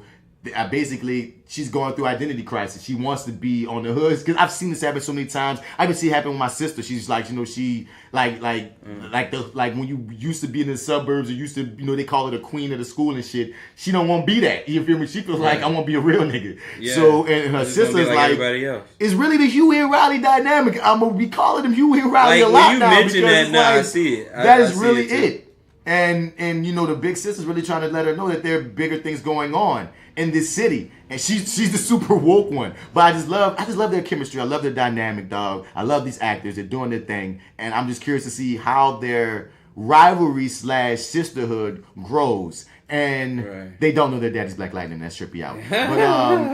But James Remar, this the cop character. He's trying to hunt down what happened, and they don't believe that Black Lightning is back. They think it's an imposter. Yeah. I know, which I just like preposterous. It's like, listen, if somebody thinks they saw goddamn Black Lightning, I think they saw goddamn Black Lightning. I mean, come on, dude. But whatever. Hey, and these are two cops that got electrocuted down, but whatever. Yeah, right. So now we with James Remar and talking. And you see your boys pissed when they mention like whoever this was took out two of our finest best friend or whatever. Mm-hmm. So there's definitely something. Yeah, there's definitely something going on there, and I'm imagining we're gonna explore it more as the season goes on.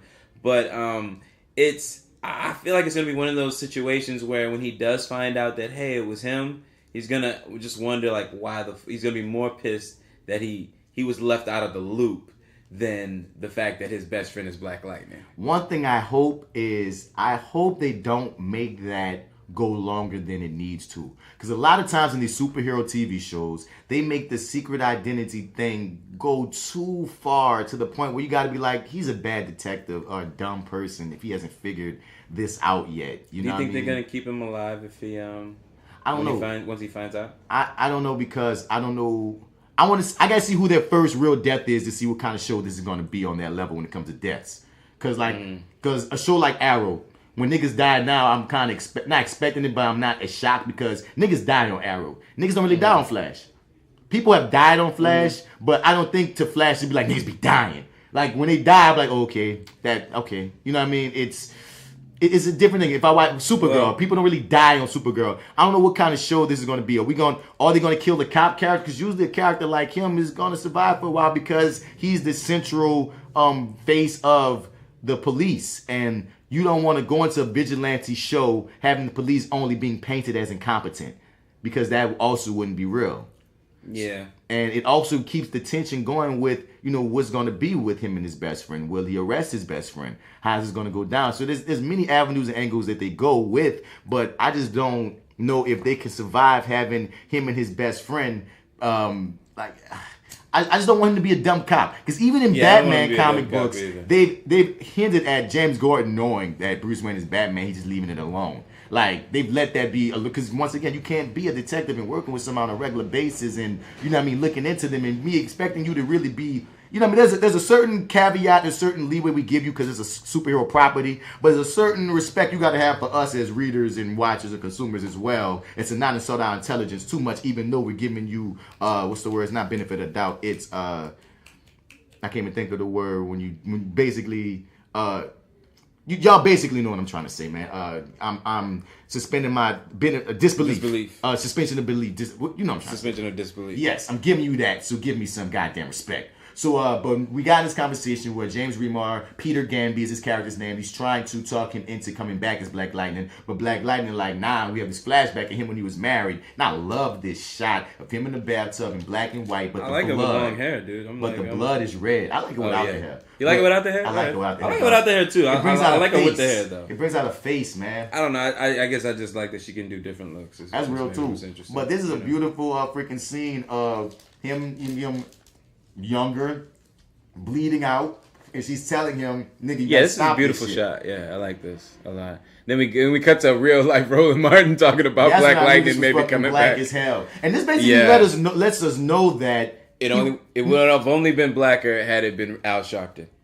Nah, they had to be relevant. They had to go rolling. But what I want to say on that black and white shot of him promising her that he was gonna stop, he obviously reneged on that promise as to that's why they divorced. Yeah, right. Because you would think that they kept that promise and they stayed together, but they didn't. Yeah. So. And then they have this whole little dance where he's apparently changed his entire shirt because there's no sign of the blood from the wound that he has down there. Or just bad continuity, but we'll give you that. Bad continuity. Yeah. I kind of figured that he kind of had to cover his trails in terms of that. I figured he imagined he would think that she would be there because this big thing happened or whatever. I'm glad you give my name so much benefit. Because he comes in and he plays dumb and he's like, oh, she was there? Yeah. I didn't even... And then she's like, oh, well, we were looking for you and nobody could fucking find you. Yeah, because she ain't dumb. You know what I mean? Yeah, she not dumb either. She knows he was fucking there. She knows he did this shit. Black woman. You know what I'm saying? And she's knows. like... And when she gets the opportunity to just like kind of check him out to see if she could, and he's like, you're not going to find anything. Mm-hmm. She just doesn't want to find anything at that moment. You know what I'm saying? She wants to believe that this shit, that he had nothing to do with it or whatever, right? But what I appreciate from her is later on when it's like, nah, I actually got to put this suit on, all right? She was with it. She had his back. You know what I'm saying? Yeah. She wanted the motherfucker like, hope you don't get knocked out in the first round. You know what I mean? Like you know what I'm talking about. Like she wasn't one of those type of support systems or counterparts or whatever. You know what I mean? And I love the perspective of this show with him being a freaking retired superhero coming back, because we don't have to go through the rigmarole of him hiding from the love interest that he's a hero.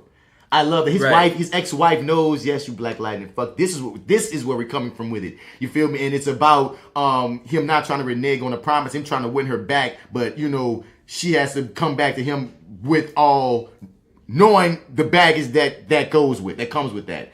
Their issue is a mature issue between she doesn't want to watch her husband die and he's like, bro, I gotta do this, and that's the tension on the first episode.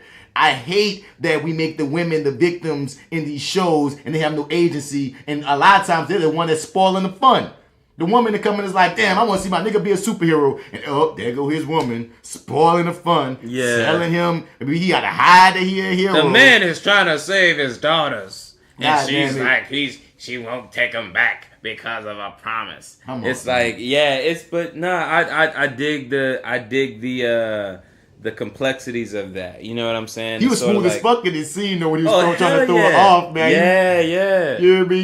He was like, all right. You really wanted to find out, darling. You should have just gave him something. That would have had to find out then. The way he looks at her, son, dog. I love the way he looks at her, dog. Even as she was unbuttoning his shirt, when she was unbuttoning his shirt, he grabbed her hand and he being coy. And I was like, oh shit, my nigga. You like, bitch, you really want this? You really want to get this? Just a man who wants his woman back. My woman back. There she go. Now, pause right quick. This is so beautiful because they obviously have a relationship that has time attached. So, did he go for her neck just now because he knew she would pull back because he knows her? Because that's what I took it as. Definitely. He knew she wasn't go give in right now. It was just like, but he had to make it seem like, he had to kind of play it like anything was possible for him. Right, because she was slightly being flirtatious. Yeah. And he could have lightly played it to probably even get it whatever, but he knew he had to cover up the fact that this nigga, he hurt. Yeah. He hurt, and she see that he hurt, she gonna know you being motherfucking Black Lightning again. You motherfucker. So now, I don't know why I enjoy this. Well, okay, yeah. So basically, I was trying to find the right words to describe the villain here. Tobias. And we first are introduced with him literally having a dude in a piranha tank. Yeah, dumped into a piranha tank and received the piranha's attack, and then the blood flood. Like, we don't even see him get dumped. We open this scene with the nigga already in the piranha tank. Well, no, he's not, because we hear him say something to him like. He pleads to him. Yeah, go. He pleads to him. Let's get this. He does get dumped because you're right. Pleads. Wait, no. Go back a little further. I thought he just was swimming already. Wait. Right there.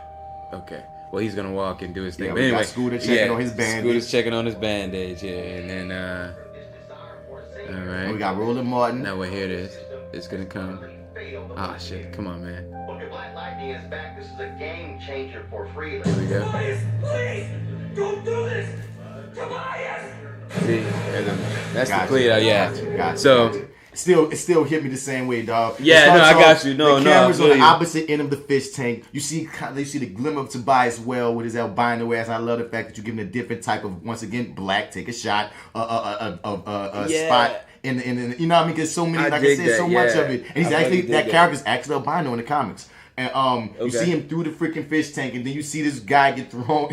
That's fucked up metaphorically. This is one of the few times we see a white person on this show, and we see him get eaten by the fishes, dog. It's a big flip, dog. It's a big flip. Because usually it's a token nigga getting shot, dog. But no, the few times we see a white person, he get eaten up by piranhas. He's like, no, Tobias. And Tobias is just coldly looking at him, and he don't even like.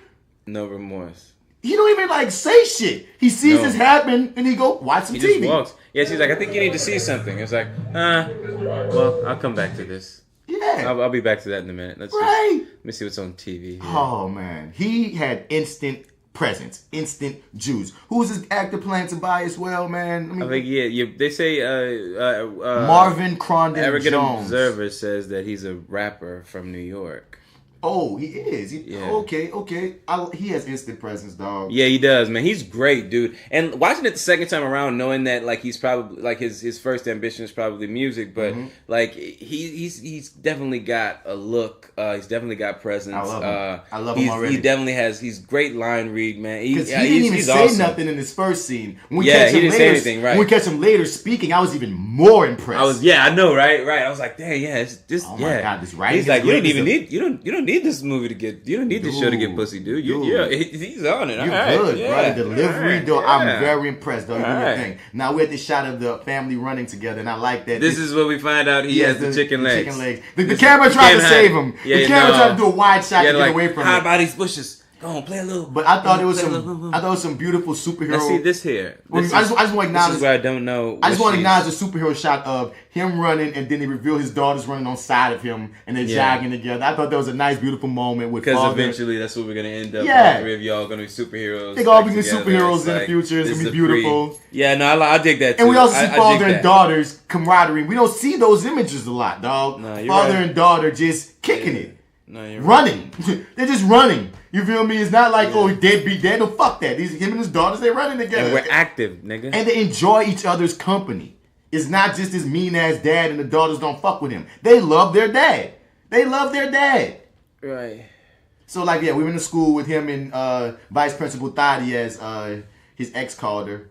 Or she called her Miss Thotty. I don't know what she is. Look how she touching this man, nigga. So, once again, she wants some Scooter. Beautiful complexion woman. She wants some Scooter. Yeah, she wants some Scooter. And I'm not really sure what exactly. Oh yeah, no, she got it. Yeah, she got it. Okay, but I'm not really sure exactly what her job is. But maybe she could be vice principal. I think that's a good guess at this point. That's my guess. She goes to the right, he goes to the left. Yeah, it's offices. So I feel like they're equals. I feel like she's like, oh booty. Oh my god, how did I miss that the first time? I'm sorry for being this way. I missed it the first time too. I saw it the second time around. Whoa. Yeah. She fine as fuck. Anyway, I'm sorry. I tried it. This is where we get that clip where you were talking about where the old man pulls out the tape of the convenience store. Oh my god, I love this scene right here with the old black man. Yeah, and he says he watches it every birthday. I love crazy. this. Yeah. You don't care if the person's saving you. Go back. I will not turn my school into another jail, Kara. I'll relay the message. Oh yeah, he's against metal detectors, right? Because he don't want his black students to feel like it's a jail. And that's once again, I love these words and these topics and these conversations that are being had because we're human, dog. Because you don't often see that in the white schools on TV. You don't got them going, let's talk about metal detectors because the school is just so fucking violent. That's real. But then in the next scene, though, they give reason why they're gonna need that shit.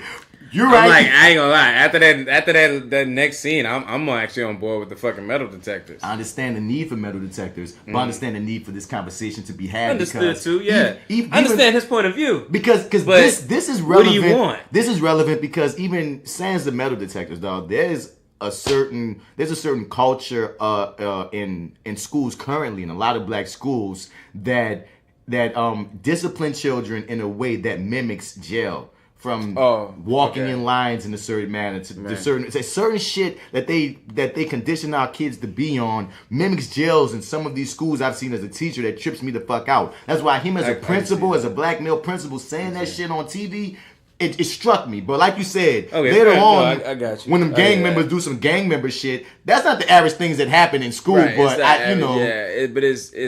it made me very, very like it was like, well, what if you weren't there, man? And then like this dude, this we didn't get to that. We didn't get to that. Way, right? Yeah. Oh, she fine. All right. So yeah, he looked at that ass. I saw you, Scooter. You looked at that ass. I mean, don't get me wrong. He's only got eyes for his wife, but he can notice it too. He know what's up. So Gamby sends him this video. They don't quit, do you, man? When you staring down the barrel of a gun, you don't care if the person saving you is a Christian, Muslim, Jew, black or white. My nigga pulled out a videotape. Or some guy in a weird parliament funkadelic getup. You just want to be saved. You just want to be saved. It is. I watched this every year on my birthday since then. My nigga kicking ass. You can't tell me that suit don't look cooler than the other one, dog. I like that one. I mean, that like right there look like if they shoot him, though, you going down. You right. Look like they shoot him in that suit. I'm like, I'd rather had a other suit. Stunt double getting it in, but I don't feel like this still on even an actor, dog. I feel like he's somebody grump off for real. Let's say Grams, dog. Just come on this bitch and talk some shit, dog, because it was so natural. I've seen it. Yeah. Of course, I knew he's an actor. I'm just giving him props that he's so natural that he's doing. Right. even that's how your boy, like the one you was telling me was like he's been around for a while. I was like, he's so vacant that I'm like, I kind of believe he a real cop. They were like, nah, you know what, dude, we believe you. You look like you done seen some shit. You've been on the force for so long, you don't give a shit about nothing. Yeah, not even emotions. I need you in this show, man. I need that. I need you to bring that. And he's like, that vacancy. Oh, that's what you need me to do? Yes. Oh man, you haven't seen vacancy until you've seen the vacancy I'm gonna give you. So he kicked these niggas' ass in his freaking stove. Another question: did those people survive? Wait, hold up. Let me old man Let's talk. see, my kids graduate college. The first black president. My nigga said Black Lightning allowed me to see the first black goddamn president. I wouldn't been able to see my grandkids graduate college if Black Lightning didn't electrocute that man to death in my goddamn stove. It goes to science, Marty, bruh. I don't know if that man's alive because I don't know how much electricity one person can take. Let me tell you something. If the rest of this show has been any proof, those people are dead. And you robbed the wrong liquor store tonight, nigga. Let me tell you something. You picked the wrong spot. So, and I do feel this man pumped this nigga with some fucking lightning just now. That was some votes. That was some votes. You should call his ass the executioner. That motherfucker has electrocuted at least 6 people in this episode, man. He's killed 6 people. Nah, Scooter. So I like, fake CW Thug. Scooter felt good about old man looking at him every year of his life. Right. And CW Thug tried to holler at his daughter again. That's so cool. Yeah. He said this one line that pissed me off. Why black girls have so much attitude? That was very forced. That was a cringy line. I didn't like that. That line took me out of it. It wasn't organic. It wasn't organic. I didn't believe it from CW Thug. Nah. I didn't believe his... It didn't I didn't fit. I didn't believe his emotion. It just didn't fit. You feel me? Nah, it did. And we don't even see white people on this show. So it's like for you to be can you make some reference to black people and black girls? Why would we do that? I don't know. We want to bring the white folks in, and they need to know that this is a black situation. You know, you're making them very nervous. Okay, make the villain. Can you have him say it, please? I felt like it's one of those things that's perpetuating unnecessary stereotype, though. Like, and I know they have the villain saying it for a reason. He gets his ass kicked, so the reason is to actually literally beat that stereotype to the ground. I understand that. And I fucks with that. But it just, when he said it, it took me out. It took me out just how the Martin Luther King thing took me out at first. And I could contextualize the Martin Luther King thing because, like I said, he a principal picking up his daughter and she just at a protest. That's just like in that scenario, though. It's like, I ain't trying to hear that shit. And just like when a nigga said, man, I need it. Man, why you can't be like the black chicks or like the white chicks or whatever? Why black chicks got to be like this and that? They ain't trying to hear that shit. In that moment, he wouldn't have been worrying about how black girls try to be. Yeah, that's what I'm saying. It's like ain't nobody. He should have just said, "Why you being a bitch?" That would have been enough to make him still be a villain. But he still says that. It's like, I guess he needed two bullets. That's all you need. He needed 2 bullets. If you call it, if he does that already, where does he go? I guess he needed something else. He did need 2 bullets in that regard, because you're right. I understand. He did need to say that. That did do the job. But you call a black woman a bitch and y'all not in some sexual situation, then you got some issues. I'm gonna be honest with you, dog. How you feel about this cat? The actor? Yeah, the actor. Not feeling him. Oh, okay. Oh, you're not feeling him at all? Okay, cool. That's what I was gonna say. I feel like if maybe, and then he looked like my little brother, and I'm an actor, so I got a certain bias. I'm like, I could have did this shit, nigga. Shit. Shouts out to everybody on my Facebook. Well, I was tripped the fuck out recently. I put up on Facebook, I'm gonna be in that Black Lightning TV show. I'm claiming it, right? And I just put it out there just on a whim because I'm watching the show. I'm excited. Boom, I'm like, ooh, boom. Thought I got like 200 likes, and people said, yeah. I was like, whoa, like I didn't put it out there to be like, hey, people, come like this. The overwhelming amount of likes made me go like, I almost want to like curl up like, oh, little old me, I'm sorry, thank you. Like, I was like, whoa. And that extra make me feel like, nigga, I could have had this role, nigga, so fuck him even more, nigga. Fuck that, nigga. They shoot this in Atlanta, nigga. Hell no, dog. No. The only thing I'm going to give him is this, dog. Yeah, I would say that a better... I'm going to give him this, dog. He a black man getting that work, so get that work, little dude. He's supposed to be playing young, I believe. So since I guess he's a young thug, because I keep on thinking from my perspective, I would have brought a certain, I would have brought a different type of whatever to it that CW might not have wanted. Maybe they want him to be this little peon. Because, like, I thought he was supposed to be tough, but he seems like a peon. And I don't believe that guy... But I feel like that guy's trying to be tough versus he's tough. Fair enough. Yeah, okay, fair enough. But I kind of got the impression that he was like in charge of a crew or something. Like this guy and he don't running some crew, especially when they come rolling. Yeah, they kidnapped like him and 2 other people at his behest. Kidnapped them at some point. And I don't believe him as the leader. I feel like he one of the first niggas I'm sneaking if we about to fight another squad. Like, oh, it's my squad. And I'm sneaking that nigga right there. I'm hitting him first. You feel me? He don't strike me as a nigga that's going to intimidate me like that. And just straight up just looking at him. Even how he was first presented. Because like there's certain actors out there, dog. And I'm not even, fuck me. You know what I mean? I'm just saying, generally speaking, there's certain actors out there, when they come on screen, there's this air about them, whether it's mystery, whether it's danger. You know what I mean? That even if they're smiling and being flirtatious, you like, don't trust that nigga. Something about that nigga. And you know what I mean? His air is more slime than...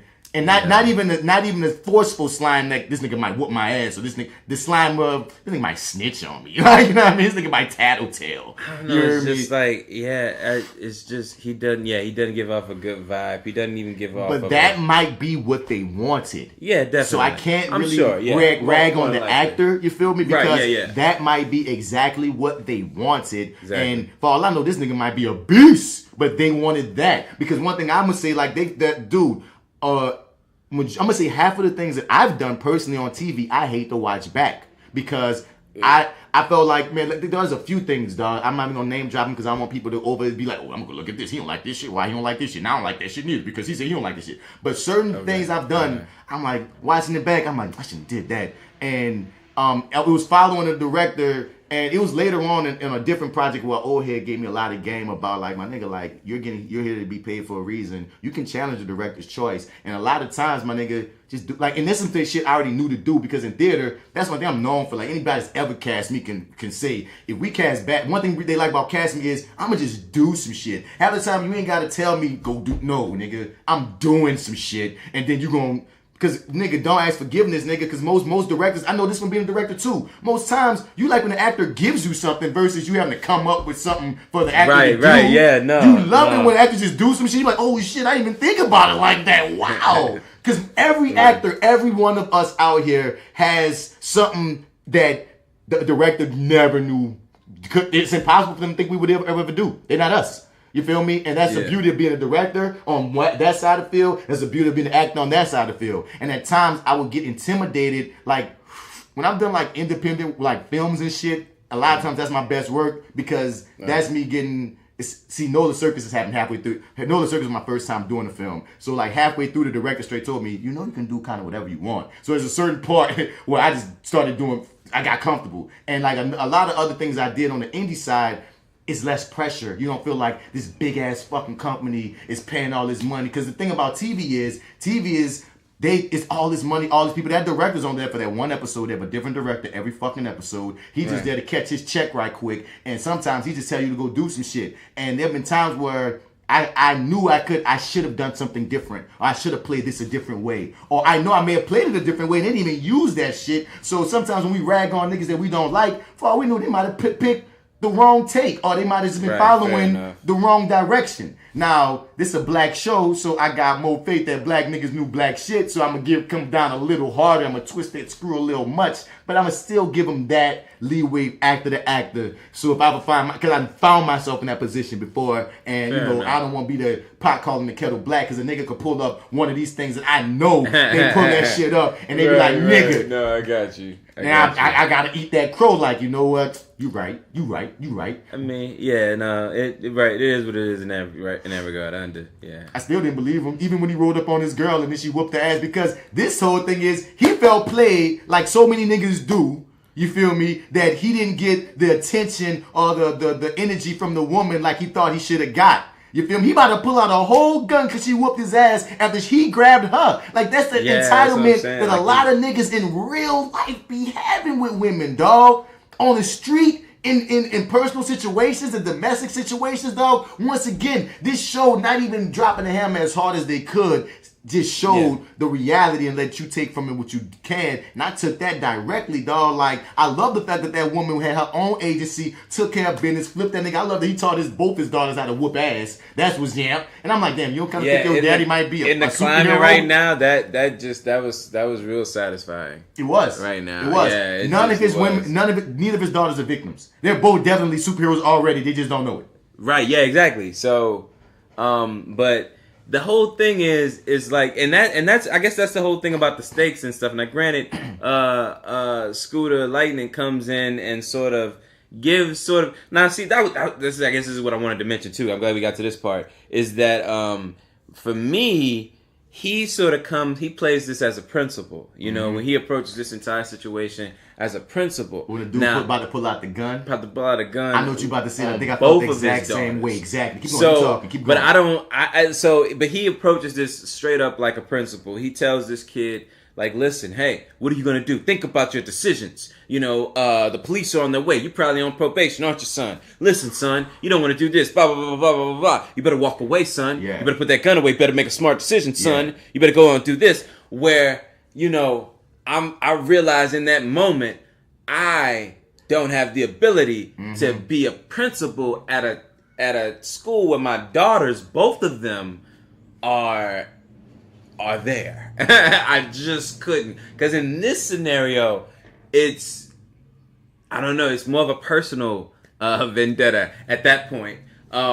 Granted, while the whole school falls under my jurisdiction and you're under my wrath for the same thing, I would imagine, as the principal. But this particular one, is a special situation.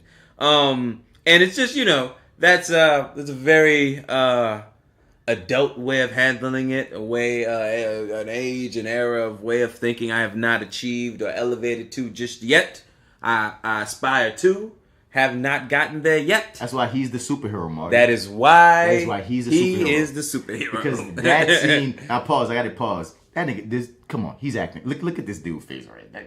Do you believe this? You believe this shit? Do you believe this shit? I don't believe this shit. Well, here's the thing. But I want to say this. I'm going to say this to what you just said, right? Right. Okay. Here's the thing. What? Oh, no, I was going to say that now that you've sort of put it into light for me, and it's like it's not even so much that maybe he's being bad. It's like, I've been given a bitch ass nigga on the page. Yeah. And I ain't no bitch ass nigga, and I don't know a lot of bitch ass niggas, so I'm having a little trouble getting into this bitch ass nigga. So but on the flip, this is how I see a bitch ass nigga being. But the character didn't have to be but the character didn't have to necessarily be a bitch ass nigga. To me, if I got this character on the page, dog, I feel like that's what he's playing.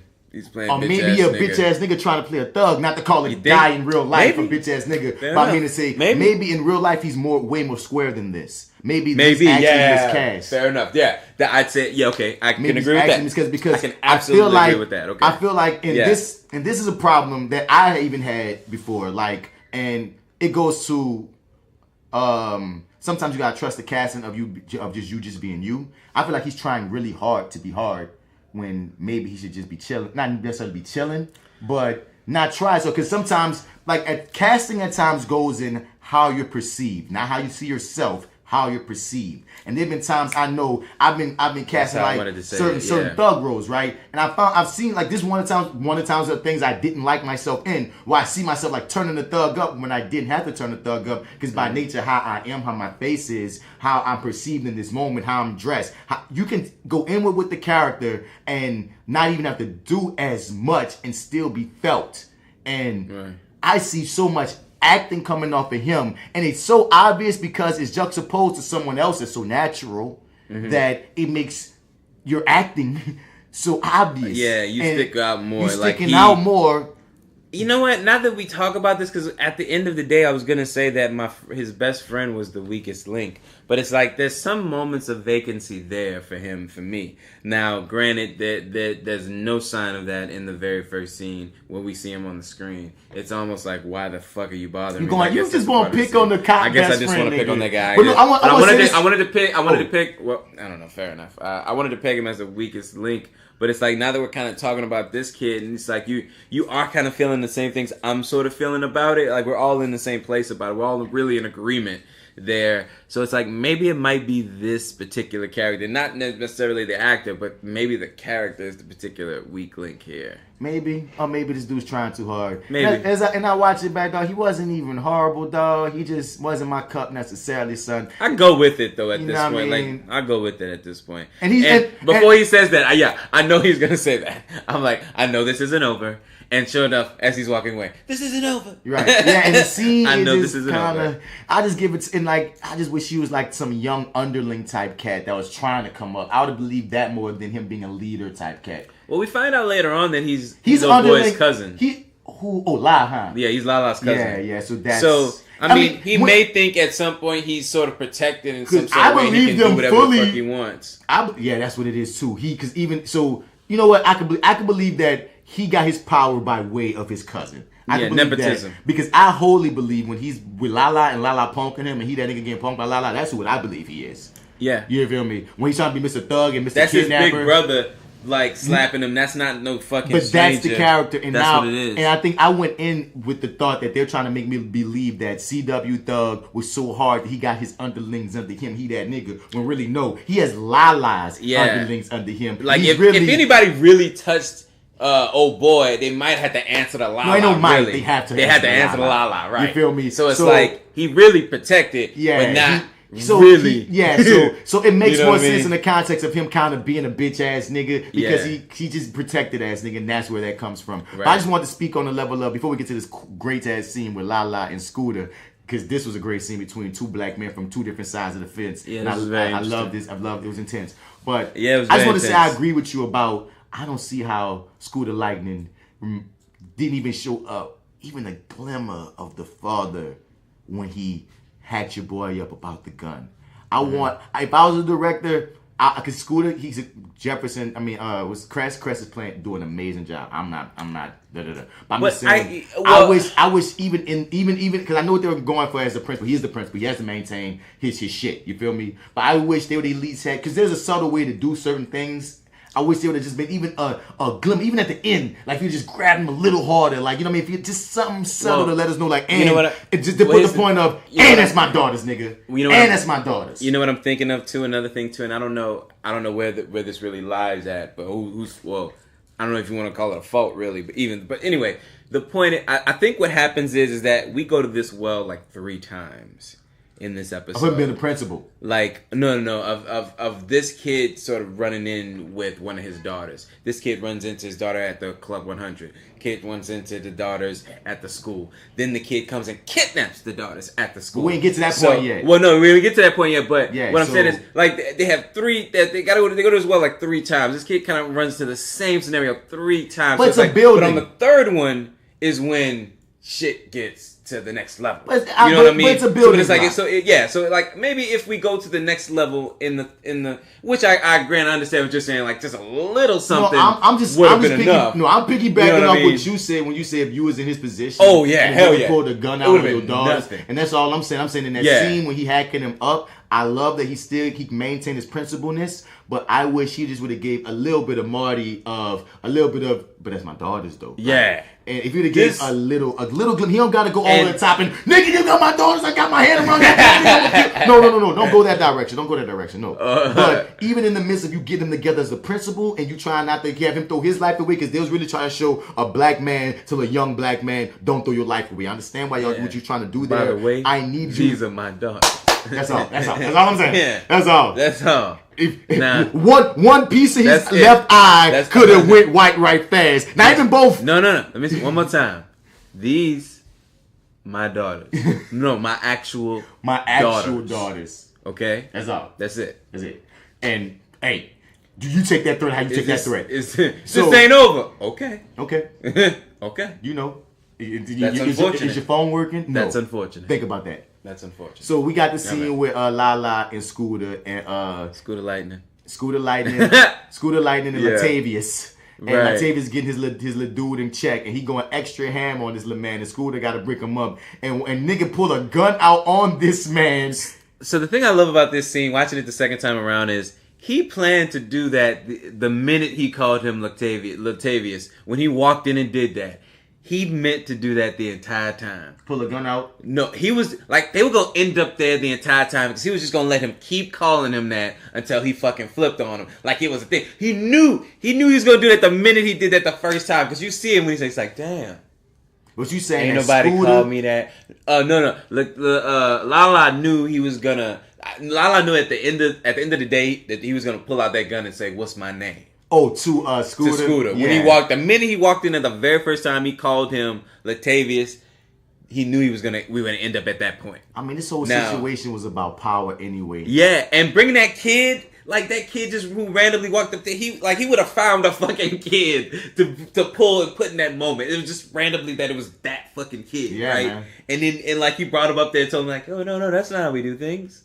Go and shake his hand, man. Introduce yourself. And stuff, you know what I'm saying? Like, all of that was just that whole moment. That whole was a build-up to piss him off, to keep him calling him Latavius, all this shit. Like, you know what I'm saying? Like, that whole thing was like a fucking plan, and it's like, now I'm gonna show you my dick. You want to show the dick anyway, dog. Yeah, bro. And I love, dog, all these actors have such chemistry, dog. You could tell that they all play these things as if the stakes are like on 100, dog. And it was just crazy to me to watch. Yeah, real stakes. And you watching two black men get into it about how to discipline a boy. Right, okay, yeah. Like, and that was it. Right. That was the nice little thing they threw in there too. Like, these are two niggas that actually care about this kid. They just in different manners of showing it. And Lala twists his mind. He's trying to make that little boy a man.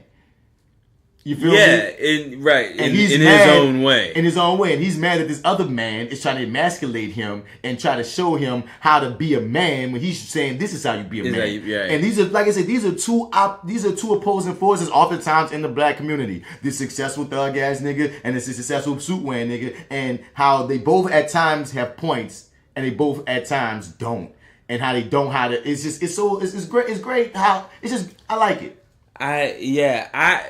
I see both perspectives. I mean, in terms of mentality, we on Scooter's side, right? You definitely on Scooter's side, right? In terms of like, I see what you're saying here. Like what I'm saying is not that I agree with his perspective, but I see his perspective in terms of why, right? I see it. So, and I think that always makes a good villain, right? Exactly. That makes the best villains, the ones that have a point now or have real reason. Right now, this moment here when they get kidnapped. Now, this is the point. This is a part where I had to. This is one of my suspension of disbelief moments where I just kind of have to go with the film. I'm sorry, with the show, and like, okay, so we're gonna just let these three randoms roll into the school. They're gonna just bust into a classroom. They're gonna grab a student. Now, granted, it's daughter, no mask, no nothing. Now, granted, it is the daughter of the principal, which, you know, means, okay, cool. It that doesn't make it okay, but it's a different scenario now. But they're able to walk into the school, guns drawn, grab two people, and walk out. And nothing. No security guard. No nothing. No code 13. Get them chains on the door. You know, none of that shit. I mean, it was just the one thing I had this. I don't know, dude. The one thing I'm gonna give you is this. In today's climate, it's weird that there was no security guard. Really? It's weird that no. You're right. No, you're right. Mama say this. If they had security, they could have gotten away with this with one security guard, I say. You know why? Because even though what you're saying is true that time, they probably had walkie-talkies, probably multiple security guards, and were like, blah, blah, blah. But I'm going to say this in their world. I'm going to give if they had not even a whistle? No, the reason, let's say no whistle. The reason I'm going to say I'm going to give them one security guard, because it's weird not to see any security at a school. Exactly. But I'm going to say this. But they walked in guns drawn. I'm going to say this. If you do something in plain sight quickly, you can get away with a lot of things. I don't know how far they would have gotten, but I feel like enough. I don't know how far they would have gotten in their cars. I don't want to. No, because I could believe if the class is on the first floor, you know where the class is. Yeah. If you get by the security guard, if you go straight there, pull guns, say shut the fuck up, I'm shooting somebody. You go straight out. I feel like you could get the people in the car and y'all could get on the road before you niggas get a chance to call the principal or the police. Now, will the police get you on that road? Hell yeah. Okay, yeah. Okay, cool. So y'all got. I don't know. Like, y'all know. You know what? Y'all know some trap door situations.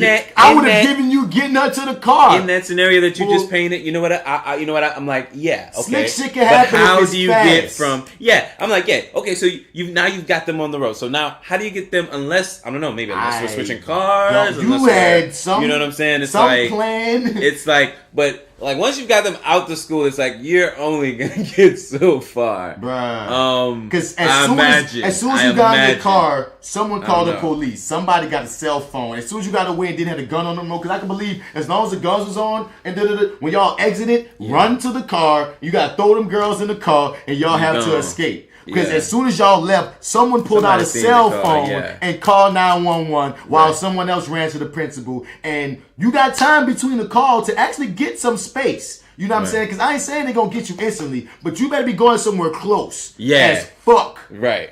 If you have long distance to go, and you better hope nobody saw your car. Because nobody saw their car. That's another thing, maybe. I don't know. Maybe, right. It I mean, it's all possibilities, how you made this plan. Yeah. But I don't see how you do it with no mask. I don't see how you do it with no mask. He just said there were cameras. I don't care how he just said there were cameras. Big the influence of the 100 is. If I'm doing an armed kidnapping that can also get flipped into attempted murder or some weird ass shit, I'm not going in with no mask. So they parked across the street from the school. Now, granted, we don't know if Jeffrey Pierce, whatever, Jefferson Pierce. We don't know if he was telling the truth or not, but I imagine he was. He said that there are cameras. They parked right across the street from the school. So, like, we know what we're working with at the very least. If you get out of here, it's like all we got to do is just run the feedback. Basically, we know what kind of car you're in, and it's just I don't know. It's just it's weird. I know it's weird though, but guess what? We always got to remember we watching a show about a dude who shoots lightning out of his hands. And here's the thing though. I only noticed it really the second time around. The first time around, I was real jazzed up, and I was kind of like, "Oh, this is kind of what we need in order to get Black Lightning back in action." They so kidnap his I'm daughters. Like, take the daughters and y'all hurry up, get the hell out of here. Y'all better hurry up, get the hell out of here. That's what I'm thinking the first time around. Now, his suit look tight. His suit look tight because now we're at the point where he going kind of kick ass to find his daughters. It looked tight when it's lit up to me. What's that? His suit when he's shooting. Oh yeah, no. I still like the suit, man. I know you don't really dig it, but I like it. Now I'm glad that Lala is whipping his little nigga ass. Like, why in the fuck did you do this? That's just sort of like, that's how we do it in the CW. If this was Netflix, you'd be dead. But because you're my cousin and this is the CW, I'm going to keep you alive. But I'm glad that this was only that dumb nigga plan. The CW thug plan. If Lala would have been... Like, if it was Lala's plan, yeah. That would have been some some Lala bad shit. is whooping his ass and be like, you dumb little nigga. Well, this nigga did make a truce. He just made a truce and now he fucked it up. So it's like, yeah, you gotta... Like, If you weren't blood, you'd have to die. Mm-hmm. Like, you'd have to... Like, I have to explain to everybody why you're not dead now. Right. You know what I'm saying? So it's like, yeah, you're fair. I'm completely with you there. Yeah. But the whole decision now to fucking...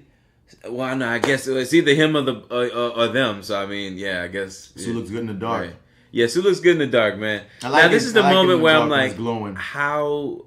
He just shot somewhere. He's just shocking people right now. Well, they said this is like a sex trafficking place. Like, so I imagine that people probably here working against their will, the way that your boy described it. So it's like, I guess any man there is probably, fair game.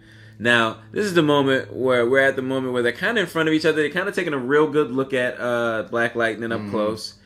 I guess, yeah. Mm-hmm. You're kind of seeing what I'm seeing here, where, like, maybe we can argue they don't recognize him, but I could kind of say you my dad. It's really difficult for us to say that that's not our dad. Now, he starts shocking this nigga to the point where he pulls him into the sky with his lightning. I thought that was awesome. Right. He got that nigga in the sky with the lightning. Now, this is what I'm going to say about him. Possibly, he has full control of the amount of... Because the way he's holding him up and talking to this boy... It can't be the deadly shit. Yeah, this is the deadly stuff, right? So, at the times when we might have thought he was killing niggas, maybe he always is in full control of just how much will hurt you and not kill you.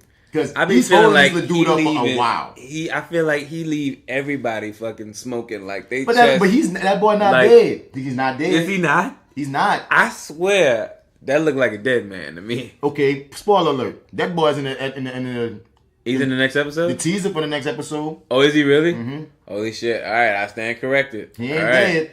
Boy, I thought that boy was dead. I'm glad you said that shit, because I'm look like a fool. So far. Yeah, I'm looking like a sucker. He ain't killing niggas. Well, okay, fair enough. All right, I guess he has. He's standing on top of his motel like Batman, so Batman get Gotham and Black Lightning get a motel. Now, when this moment happened, I'm feeling very Training Day-ish. It do look like Training Day when they roll up on Lala at the end. Yeah, and I enjoy that whole moment that like Lala's crew coming in and taking him and putting him in a mask and sort of like I liked him sort of seeing that he's working for somebody else, like he has a boss who's worse than his ass is. Mm-hmm. And it also kind of peppers his idea of like, this is how you make people motherfuckers tough. This is what the shit they gotta deal with, blah, blah, blah. But fucking Tobias. Now, I struggled with my phrasing on what I wanted to say about this guy. Hey, boss,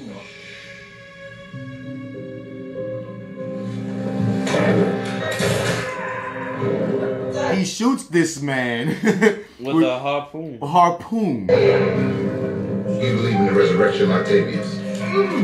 I asked you a question. Do you believe in the resurrection? The concept itself is beautiful, but it's a complete fantasy. I killed Black Lightning, but it seems you and whoever this is have developed an adversarial relationship that's bad for my business.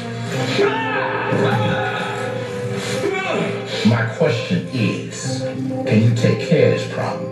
Or should I just kill you now and solve it myself? Dog, he's a better Diamondback than Diamondback. I'm sorry, son. Oh yeah, Diamondback was so cartoony. He's saying all this shit. I killed Black Lightning, but I see the two of you developed an adversarial relationship. I'm like, oh shit, I love the delivery and the intensity, dog. I'm instantly in with his line delivery is fucking awesome, dude. He's got away with those words, man. He chews them up. He makes a meal out of it, right? But his sort of like his. See, like that was another moment in where we have like real stakes. So it's like now this guy's gonna be after Black Lightning, and it's like we got Tobias here who apparently, because he mentions Tobias when he's sort of reminiscing when he first gets that gunshot wound. We see Tobias on the wanted poster in the very first scene. Yeah, but he mentions that Black Lightning, he brought him back specifically to put Tobias down or something like that, and he apparently winds up not really doing it. Mm-hmm. And Tobias there just says that he killed him. He killed Black Lightning in his mind, right? Mm-hmm. So there's something there which I can't wait to uncover. Like I struggled with what words to use to describe this dude, because I'm like, he has such a cool look, but god damn, he's such a bad guy. It's just like he's got a real cool look about him. But yeah, he is gonna be a very interesting villain this season, and I don't know, potentially I guess seasons to come too. Who knows? Right. We'll see what happens. It's a beautiful scene between Scooter and his ex-wife. Once again, I love they're so tender with each other, dog. You could tell. No, this is just beautiful casting. All the scenes are great. They got real good chemistry. They work together. They aesthetically they're pleasing to the eye to look. Mm-hmm. As well. They make a really beautiful couple. Now this, I like this little stinger thing that they did here. This was really fun. In the vein of CW shows. Mm-hmm. Hit us with this. I'm glad they kind of dropped them breadcrumbs for this, and I didn't know that the children were going to be superheroes. Like, this was kind of new to me. I kind of like to go into this stuff blind. Yeah, they released them in costume and everything. Oh, yeah? Mm-hmm. Oh, okay, cool. So, I'm really excited about this. And I'm excited to see how we move forward with that. My only question, which I doubt they're going to answer, is why is she just getting her powers? Yeah, what quote-unquote sparked them? That's fair enough. I kind of felt like she, and I don't know, maybe don't call it superhuman strength, but she sort of flipped that boy with these, that wasn't superhuman. That wasn't superhuman? Nah, fair enough. But maybe that was the early hints. I can't take it away from you. I don't know, know. I'm not really sure, but... Never know. That'd be interesting if they kind of delve into that. I'd be interested to find out what or how kind of sort of ignites the power, the surge, or the awakening, or whatever. You know what I mean? That'd be interesting to know for the I guess for Lightning. Yep, and the Thunder got to get their powers first. Yeah, and Professor Williams and disappears. And I just love the fact we're gonna these black female superheroes at the same time as a Black Panther about to drop with all those black women going hard, and Oh yeah, everybody trying to cash in on that black dollar now, boy. I tell you, that black dollar is that black woman dollar, because they see that's the ones that spend the most money. Like, it's statistically true that black women spend, like, they drive the economy forward on many different facets. I'm like, wow, like, that's deep. Yeah, it's very deep. They about to go in, and once again, this was a great show. Of course, it wasn't a perfect show. But it was a really good show. Perfect, yeah, no, not really, but I'm excited about. I'm very happy with what I got. Hell yeah, I am not let down at all. I'm happy with what I got completely. Yeah. I have no qualms. I'm on board with this. For real, like, because this is the first episode of the first season. It has nowhere to go but up, and there's a great launching pad, man. Like, off the dump. It's great, yeah. So like, yeah, man. Well, we giving it a full-blown thumbs up. First episode 1. Definitely gonna stick around for this one. Hope you guys stick around with us. Yes, indeed. We gonna ride this wave. And the creator said that if this really gets a nice and good following, that they're gonna definitely bring Static Shock into it. Oh, for real? Because he's a contemporary. He's a contemporary under Black Lightning. It's like one of the people that Static Shock look up to and shit. So it's like supposed to be. So I thought they might put So they're gonna do Young Justice, and Static Shock's gonna be in that. I don't know if we're gonna be in Young Justice. Young Justice is the cartoon, right? All right, yeah. Young Justice, I thought about the Teen Titans show. Right, yeah, no, not that one. Yeah, so the teen, he's gonna. This is why I didn't think they do it here too. So in the Young Justice cartoon, Black Lightning is going to be his mentor. Mm-hmm. I guess it's going to kind of usher him into the. You know how you ever watch Young Justice? All of them. Yeah. Okay. So you know how like the Young Justice is basically made up of the sidekicks of all the witchcraft. So he's going to be like one of the Justice League members who sort of brings his like, hey, I've got this. I mean, they showed him. They showed him before. Remember around the last season. They showed him on the last. Yeah. That's right. He got kidnapped and shit. They already started it a little bit. Yeah. So he's already in there, right? Yeah. But he's supposed to be his mentor in this one. So I didn't think that they would do that live action too as well. And like, granted, I want that like a motherfucker. So it's not gonna be in the first season. They saying basically, but it's on whatever the radar. They need, man. I'll keep watching. I'll make sure I'm tuned in. I'm very curious to see how they just make this better, bigger, and because they already broke records. They broke records for the CW shows. It's like the highest watched CW show in years. I mean, I thought they put together one hell of a fucking pilot, man. So I hope we can ride the momentum and that it gets renewed. I think it will. Yeah, I think it will too. Especially, it's just starting off in such a great way, man. I just keep building, keep breaking. They're not really into like canceling a lot of their you gotta do awful superheroes. So yeah, you gotta do really terrible. You gotta be in the fucking toilet in order for them. And I don't see this going in the toilet as long as, like you said, we're doing this for the culture. As long as the culture stay behind, as long as we keep watching, which we will, because it's gonna be something there. It's gonna keep pushing. It's gonna keep pushing, man. Yeah. So I guess we out for this time, man. This one went longer than it normally will, because normally we're gonna jump hard up into Black Lightning first. We're gonna go right into it. But this was definitely fun, man. I've been sucking the proverbial crotch of this show the entire show. So I mean, I got nothing more I can say. Yeah, Episode I loved it a 1. Are we gonna rate these in any kind of way? Or are we gonna just say whether we like them or not? How many Thunderbolts out of 5 you gonna give it? I'm gonna give it 4 Thunderbolts out of 5. So. I'm gonna give it 4.5. I'm gonna give it 5 because it wasn't perfect. It wasn't perfect, but it was such a great start that even though in real life objectively it's probably 4, I'm giving it 4.5. I'm gonna give it 4.5 too. It was a 5 upon first viewing, and upon second viewing 4.5. But still, I don't know, man. Like I guess like in terms of enjoyment, still even this little short, pass through we did, still same enjoyment, still the same, like, oh man, you know what, I really do kind of dig this, I really do kind of dig that, I dig this new face, I dig this, it's still a 5 on experience. So I mean, you know what, man, fuck it, 5.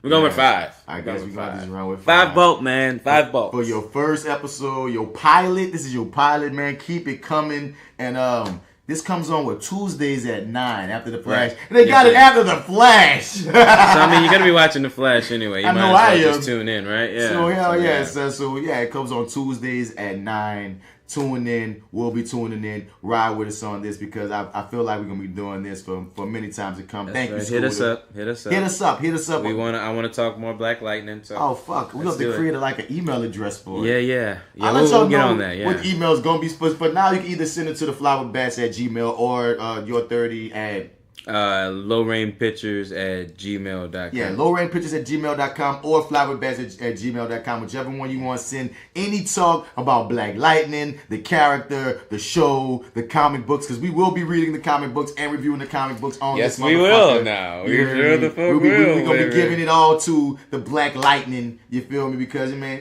once again, I can't help but say it over and over. It's for the culture. So, yeah, this is that actor guy, Marty&amp Bradford. You can find me on all your social media platforms at Mr. Bats. Spell that Mr. out or you ain't going to find me. And for the first episode, the first review of this Black Lightning review show or whatever the hell we going to wind up calling it. Right. I'm out.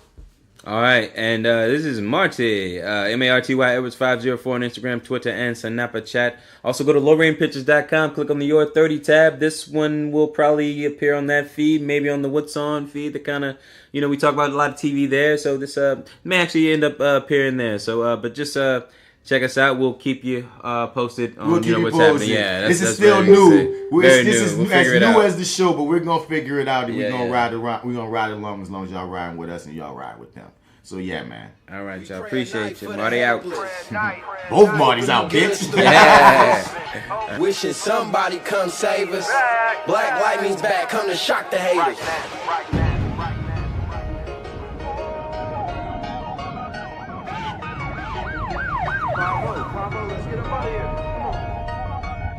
Hey, no lie, seen him with my own eyes. Electric shocking guys, putting them all in line. About time somebody came down here and dealt with crime. Not just the gangsters, the police is out of line. So it's no trust, they don't understand our trouble. I don't know him myself, but do we come from struggle? Cause I'm like no superheroes around here, bruh. I'm like, he gotta be one of us. Gotta understand the hate and the distrust.